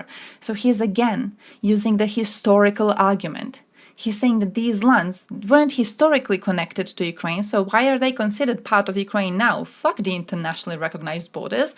These lands weren't supposed to be given to them. We're just taking back what's ours. Have you not listened to the fucking interview? Have you, like, what? Soviet Ukraine was given a great deal of territory that had never belonged to it. Man. And then Tucker is again like, why didn't you just take this territory immediately when you became the president? Like, why did you allow Ukraine to keep it at all in the first place? Then he has the whole thing of it, the areas engaging in Ukrainization. Like the lands were given over to Ukraine, and then the Bolsheviks were engaged in Ukrainization. Because, you know, these lands didn't belong to Ukraine historically, so historically they weren't Ukraine, and they tried to make it. And then he says Ukraine also received part of the lands that had previously belonged to Hungary and Romania. So Romania and Hungary, he says, had some parts of their lands taken away and given to Ukraine, and they still remain part of Ukraine. So in this sense, and this is a quote, in this sense, we have every reason to affirm that Ukraine is an artificial state shaped at Stalin's will. He is using the historical argument as a reason as to why he has the right to go and invade Ukrainians. It was like half of the fucking interview, mind you, genuinely. Like, so you started the interview immediately, you have him explain why Ukraine never existed, should have never existed, and he has the right to just go and take over these lands because they're not Ukrainian lands in the first place. Come on, like genuinely, come on. Russians often joke that none, including them, don't know where the borders are. Oh yeah, Vlad Vexler mentions that at one point. Vlad Vexler has this video in which he's like, oh yeah, Russians don't really know where the borders of Russia end. Like, to an average Russian, if you tell him right now that, like, Belgorod is not part of Russia anymore, it's a part of Ukraine, an average Russian isn't gonna give a shit because he didn't know Belgorod was part of Russia before. To them, it's all like their land. So it's like, yeah, do we really care? Where the lines are drawn? Do we really give a shit? Poor people need more land. True. But like, the historical argument was absolutely used by Putin in that interview. Holy crap. Putin saying, so you wanted to be in the CIA? Oh yeah, Tucker looked so scared. That was a good one, and that's my favorite part of that interview, actually, because I think that part of the interview clearly shows what Putin was trying to do the entire time, which is he wasn't trying to speak to Americans at all. He wasn't trying to speak to Americans. You would get the idea from the start of the video that this is Putin trying to explain his reasoning to Americans. And I think in that point you understand that he doesn't really give a shit. He doesn't really care. He already knows that all the imbeciles in America who have been eating his shit up before are gonna be eating it up now. Like, he knows this. He's not deluded, you know? He has been doing this interview only and specifically to show to Russians that he still owns America. He wanted to show them that, hey, look at this little American bitch. Look at this man, one of the most popular journalists in America. Look at me, first keeping him sitting here for 2 hours before I even show up to the fucking interview. Then look at me giving this fool a history lesson because he's an imbecile and he doesn't know the history of these parts. And then also look at me acknowledge that I have done a background check on him, and if I wanted to defenestrate him, I would do so in a second. Look at me just like show my humongous cock to this man and look at him be terrified. He wanted that, and he wanted to flex it to Russians. He was flexing to allies. He wasn't trying to like explain to the world why he did this invasion. It was, man, like he knew what he was doing, and he knew exactly who's gonna be listening to this and who's gonna be taking all of that in.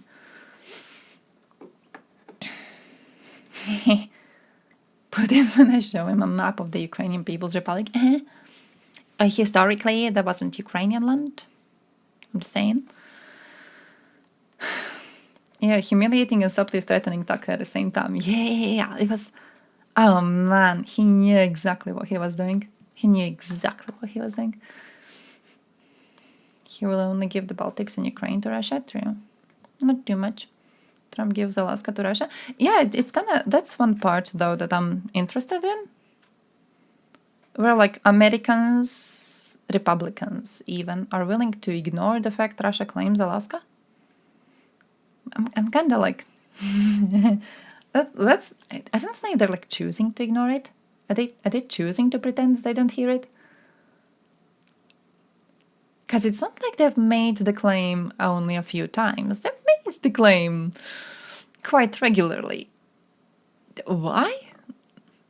It's kind of weird. It's kind of weird that Americans are just choosing to not rise up against that. Tucker is just a character. I do wish he was. I don't know if it makes him worse or better. You know, like if he's just playing a character, he's not actually that stupid.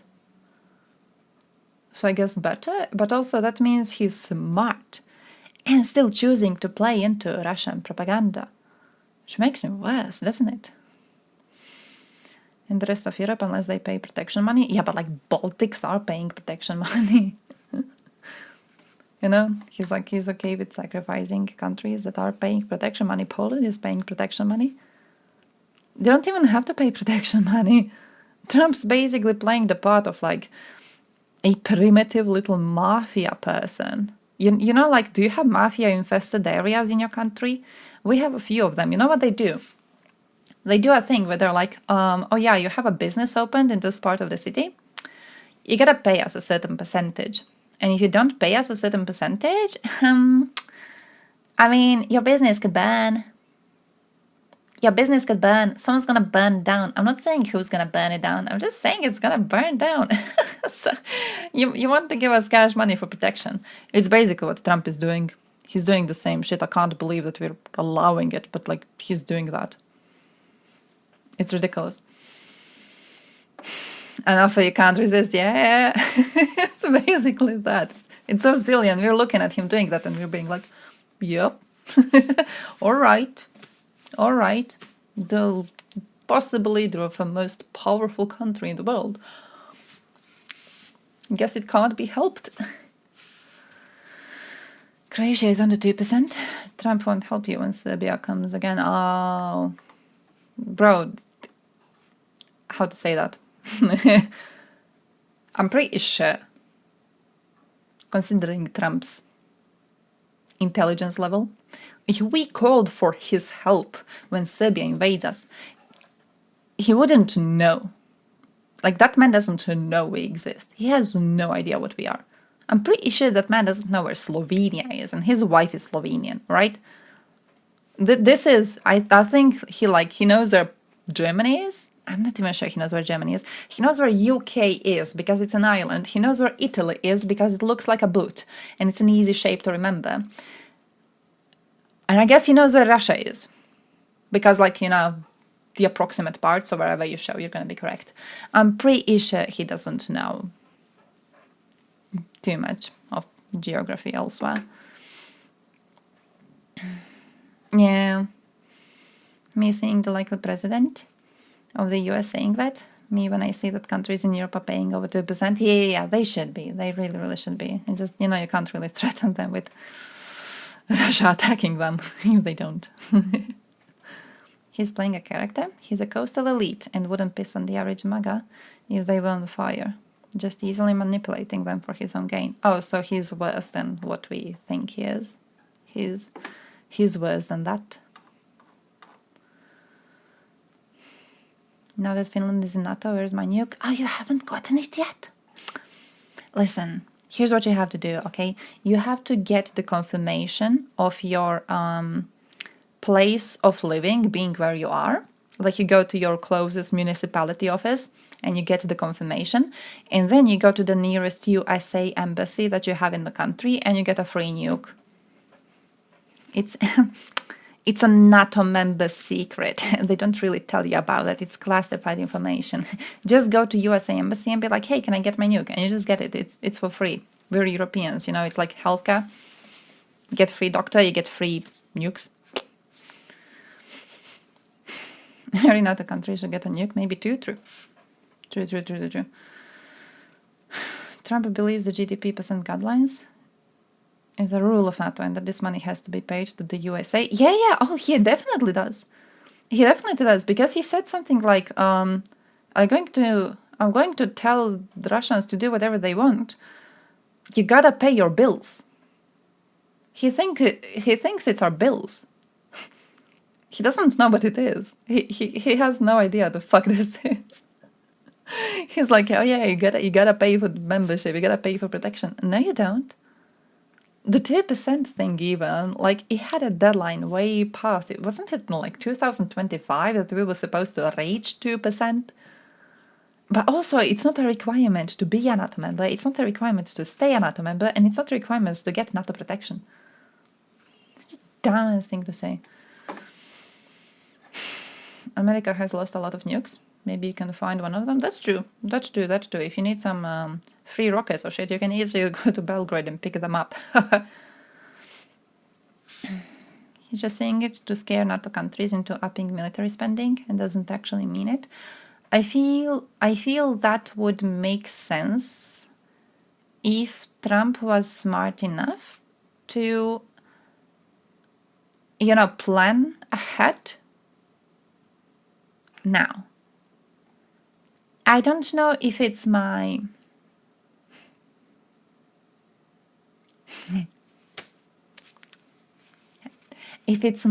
consciousness, if it's my common sense deceiving me, but I don't really see Trump as intelligent. I don't really see him as a smart man. How some people are just not really 130 IQ character. I feel that way about Trump. I don't feel he's smart enough to be, trying to push countries into spending more for military spending. I genuinely think that he believes 2% is like a bill you have to pay in order to get NATO protection. If we continue mainly buying military equipment from USA, instead of producing ourselves, basically are paying the US. That too. Yeah, Germany is going to up the defense budget. Lots of NATO members are upping the defense budget, and lots of NATO members directly threatened by Russia have already been passing 2% in their defense spending. So it's like,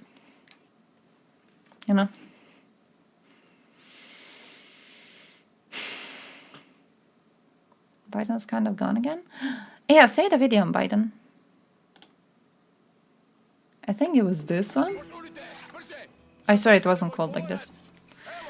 There was a video that I saved asking whether Democrats are able...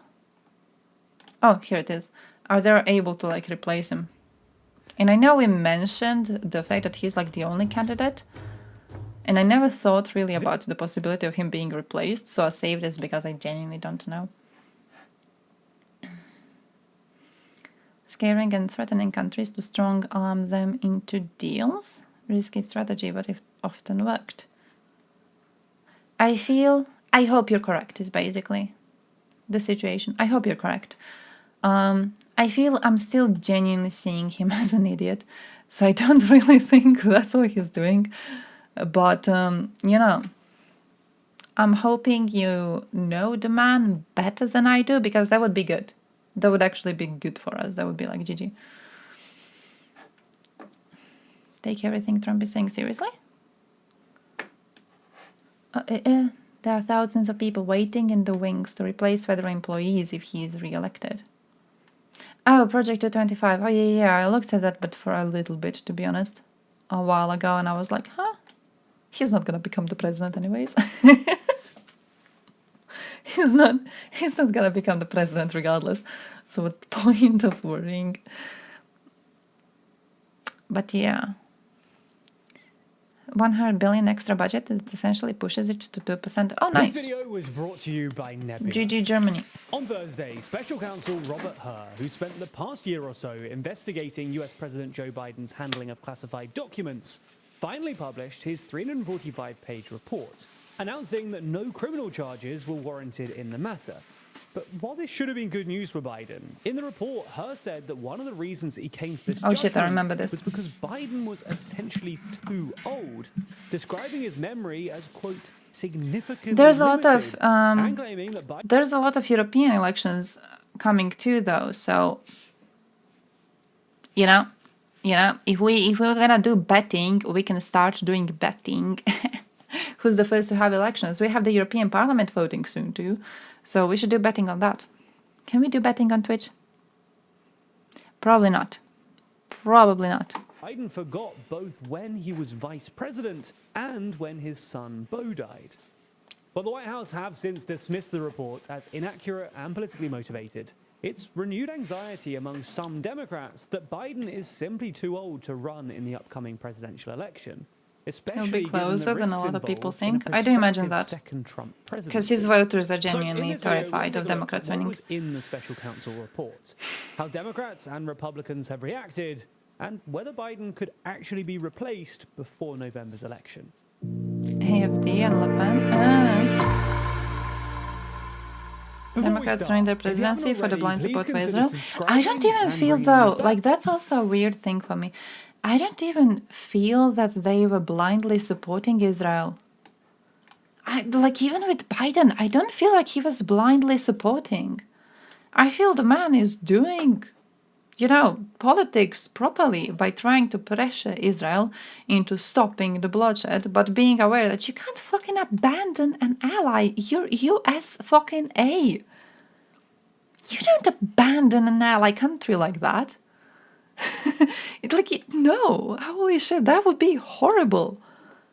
And I think he's aware of that genuinely. I think he's been dealing with that rather well. He has stated that he doesn't support Israel expanding their settlements in the West Bank. He has been quite open about that. He has been open in trying to pressure into some sort of a ceasefire. Like, I genuinely feel he's been alright.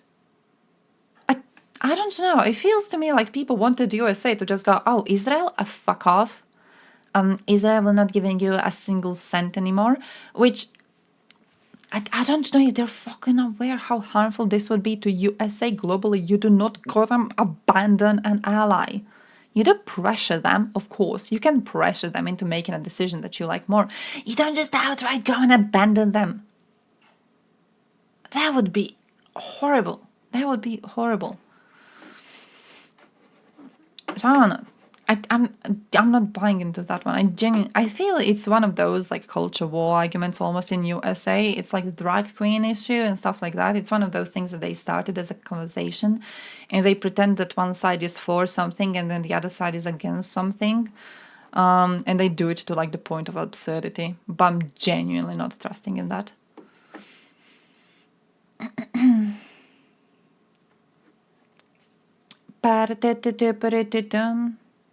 He's been putting guardrails on Netanyahu. Yeah, he's genuinely been trying to pressure the situation from his side as much as he can. And I feel he's been doing all right. I feel he's been doing all right when it comes to that. You do not fucking abandon your ally country. I genuinely, I don't know if it's like, if it's the isolationism push or what it is, but the lack of understanding of how much USA influence matters globally, it hurts sometimes. It hurts to watch when USA people are commenting on this. It's like when now they just like brush off the Trump comments on NATO, and they try to pretend, as if, this isn't really a big deal, as if Russia isn't celebrating, as if every single country close to Russia isn't worried about whether or not NATO is going to come and defend them, as if they weren't already worried. It's a huge thing. It's a huge problem, what he said.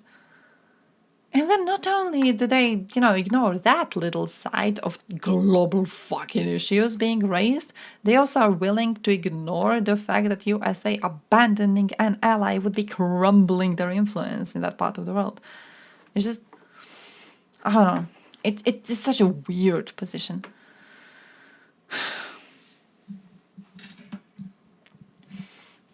As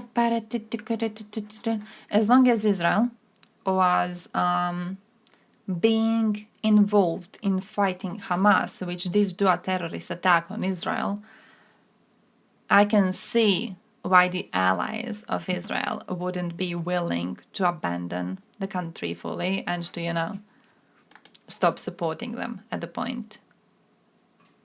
Abandoning your ally at that sort of a stage, Come on. That would be horrible. I'm in a viable position right now. It's only the perpetually online river to the sea idiots who never vote anyways. But it is one of those things where, like, the amount of people encouraging each other to not vote might actually be playing in our favor. True.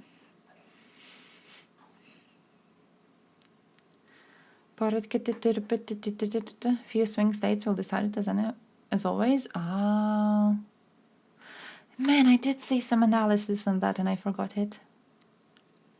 Saw some analysis on like which states basically granted victory to Trump last time and how many immigrants there are from Eastern Europe there, just like families with relatives here and everything.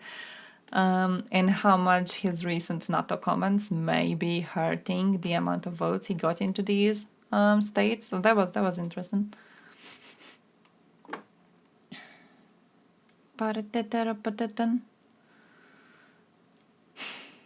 Israel can fight Hamas easily without USA aid.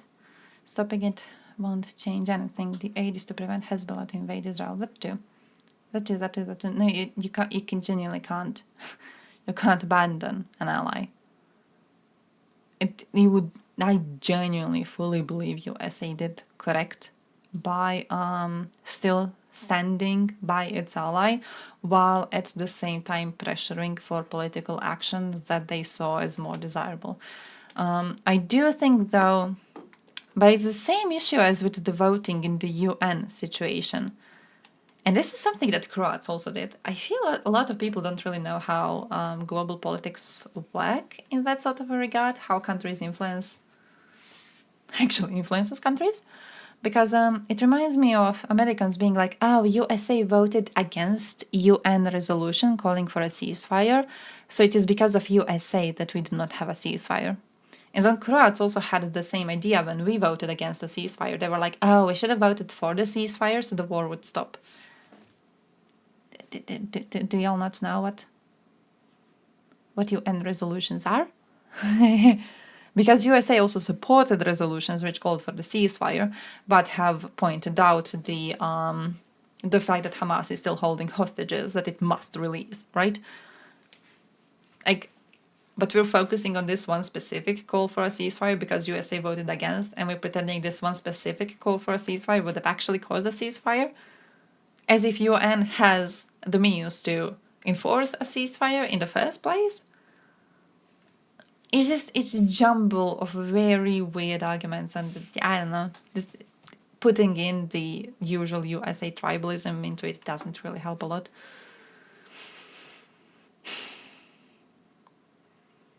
Israel has one of the most advanced armies. Now, I feel like Israel would be GG. I feel like Israel would be alright if USA abandoned it. The problem would be, well, first off, Netanyahu was already a bit of how to say this, not enough of a Russophobe, let's call it like that. He was already trying to, bring life into relationship of his country with Russia.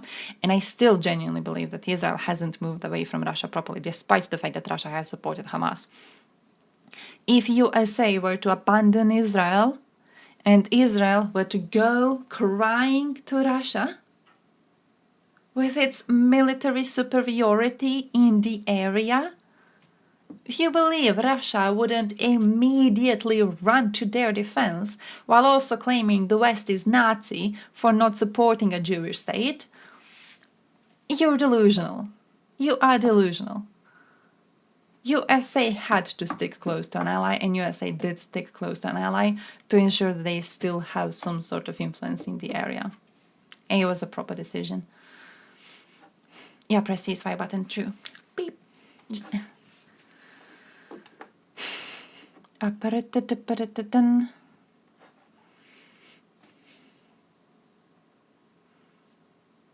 They give money to US politicians, and in return these politicians try to pass bills that are favorable to Israel. Oh yeah, Israel. USA is very weird when it comes to political lobbying. It's a thing, I don't really understand lobbying thing in USA in the first place, because it very much feels like a way to legalize corruption. Like giving money to politicians in order for these politicians to try to vote in a way that benefits your cause. That's called corruption. That's called corruption, and generally it is frowned upon in democracies. I've never really figured the thing out. Yeah. So, why is that allowed? Why is that a thing? It feels like someone should be arrested in that situation. But they can't be arrested because it's not corruption, it's lobbying. Yeah, I don't know. Well, to stay in the loop and be notified Never really when we release understood new videos. that too much, to be honest. This story really begins in late 2022 when Biden's attorneys... I'm not really smart on USA politics, though. Ask Dylan. Dylan knows. I guarantee it. Biden Center in He's in Washington, CIA. DC, and in his personal residence in Delaware, which My dated man for was his time surprised. in the Senate and his vice presidency under Obama. Now, this could plausibly have been illegal under the Presidential Records Act, which establishes that presidential records Real must be democracy? surrendered to the Archivist of the United States at the end of a presidential term. In January 2023, Attorney General Merrick Garland appointed Republican lawyer Robert Hur as special counsel to investigate possible unauthorized removal and retention of classified documents or other records. For context, the Department of Justice appoints special counsels in order to insulate particularly sensitive investigations from accusations of political bias, which is part of the reason that Garland chose a Republican. Now, the investigation was of particular political sensitivity because in August 2022, the FBI found hundreds of classified documents during a search of Trump's Mar-a-Lago resort after months of Trump refusing to give them up, culminating in a special counsel investigation led by Jack Smith in November 2022, which has since indicted Trump on 37 felony counts, mostly under the Espionage Act. Good to see it again. Curiosity Stream's most watched original series has all new episodes. It all starts here. All signs show a certain outcome to be the case. Trump presidency?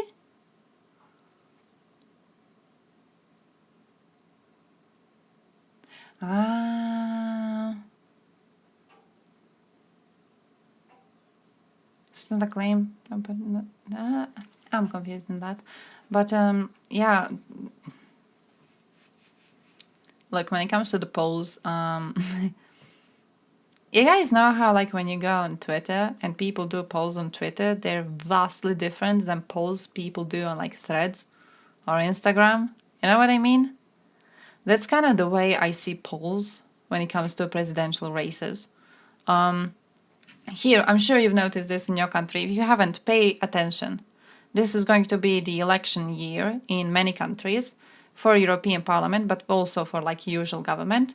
So also pay attention to this. Croatia has 4 big, one of them is a local, but 4 big newspapers in this area, right?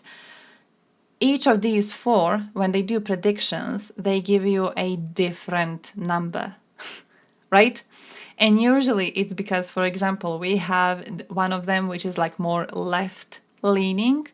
So people who read these newspapers and who vote on their polls are people who are left-leaning already, right? So they are the people who are going to respond to the fucking poll. You have television polls in which, of course, people who watch fucking television are going to be responding to the ones where you have to like send a text message to figure out who's going to tell who you are willing to be voting for or shit like that, right? There's different polls done by different organizations, and very often what you're going to see is that they have vastly different results when it comes to that. And what you're going to see even more often is that these polls do not really represent the reality of the situation. Right? When we had Ivan Vilibor Sinčić trying to be the president of Croatia, man was immensely popular among the teenager part of the country.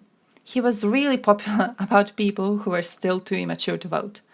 So when it came to any sort of an online poll, when it came to any sort of like, newspaper doing research, a text message showing or whatever, he was shown to be second place or even close to the first one. Strong second or almost the first. Man got practically no votes when the actual voting happened. He was nowhere. He wasn't even like close to the leadership. He had no chance. Man got demolished. I remember being so worried about him actually getting a position in the government. Then he just got destroyed, right? So when it comes to the polling, I'm not really, taking it too seriously. I'm not really taking that for granted. And then especially we're talking about fucking USA. There was a court case I guess, Trump just recently. People are still being like, oh, who the fuck is even going to be the Republican one and who the fuck is going to be the Democrat one? Nikki out there trying to like pull the votes out. Like, you fucking can't figure out who's going to be even running for the election in the first place. And if you're lucky, the Democrats are gonna choose someone who's a bit younger, but But it's such a weird thing to like base a lot of strong opinions on. Only ones liking your children. The politician in question is the one who was getting votes going to high schools and then trying to get high schoolers to vote for him. He recently got reported, and this is worse. So when I was in high school, he used to be going to high schools. Because if you were a freshly 18-year-old person, you kind of liked an edgy dude being like, oh, the system is broken. We need to break the system completely from the top, so we give the most to like people in the bottom and to the working class. And when you're 18, that sounds like a good idea. And then you grow a bit older, and then you look into his party and you look into who it's being led by, and you see all the obvious cases of corruption happening around this man, and you're like, oh, that was populism. But recently he got reported to the police because this time he wasn't going to a high school to try and recruit kids to vote for him. He went to an elementary school. Man was in front of an elementary school. He posted on Facebook that he is in front of an elementary school and that he wants to meet his fans. And the kids got hyped and they tried to run out through the doors trying to meet him, and the teachers were like, what the fuck is going on? So they reported him to the police, which like a based response to doing the situation. Just like, imagine how worthless of a person you are. Imagine a worthless type of a politician where you're like, you know who I'm genuinely like trying to get to vote for me? 8-year-olds. In like 10 years, they're going to be able to vote, and then they're going to vote for me. You gotta get them into this from the start. On Thursday, more than a year after the investigation But yeah, began, polls showed him as really popular. He wasn't really popular. There was no point taking the case any further because he didn't think that a jury will be able to determine beyond a reasonable doubt that Biden had violated the Espionage Act, which requires the defendant willfully retain the relevant documents. Now, Her came to this conclusion Oh, he wasn't on the grounds willfully it was retaining them? possible that Biden genuinely forgot about the documents, took them accidentally, or just didn't know that he'd done anything illegal. And one of the reasons that Her gave for this ambiguity was that His Biden's idea wasn't memory to was, abolish quote, schools, it was to significantly limited take in down recorded interviews with his ghostwriter in the educational 2017, system but especially in an and just interview like conducted let with Her's office teachers in 2023. decide According to her, what's during important the enough to interview be taught last to year, the kids, Biden but like did we not shouldn't have a remember when generalized he one was on vice the president, country level. forgetting when his term ended, Basically and abolish when schools, his just term like said began, differently. and failed to remember details of the death of his son Beau and the Afghanistan debate within the Obama administration. Unsurprisingly, the report sparked a furious reaction from Republicans and Democrats. Republicans argued that Biden should nonetheless have been charged, with Trump claiming that it was very unfair.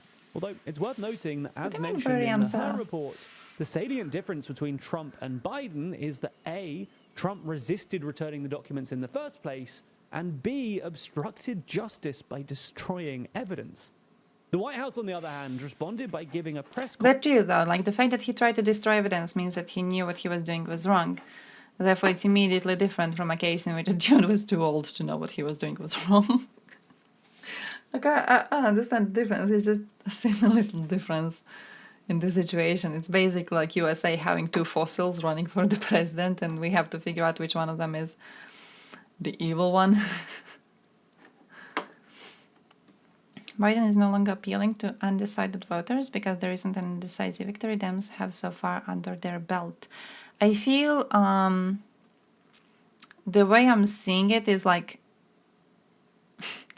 the fact that one of the candidates is supporting Russia invading European states and the other one of the candidates is not doing that, I feel is a very strong reason for any undecided person to immediately know who they gotta be voting for.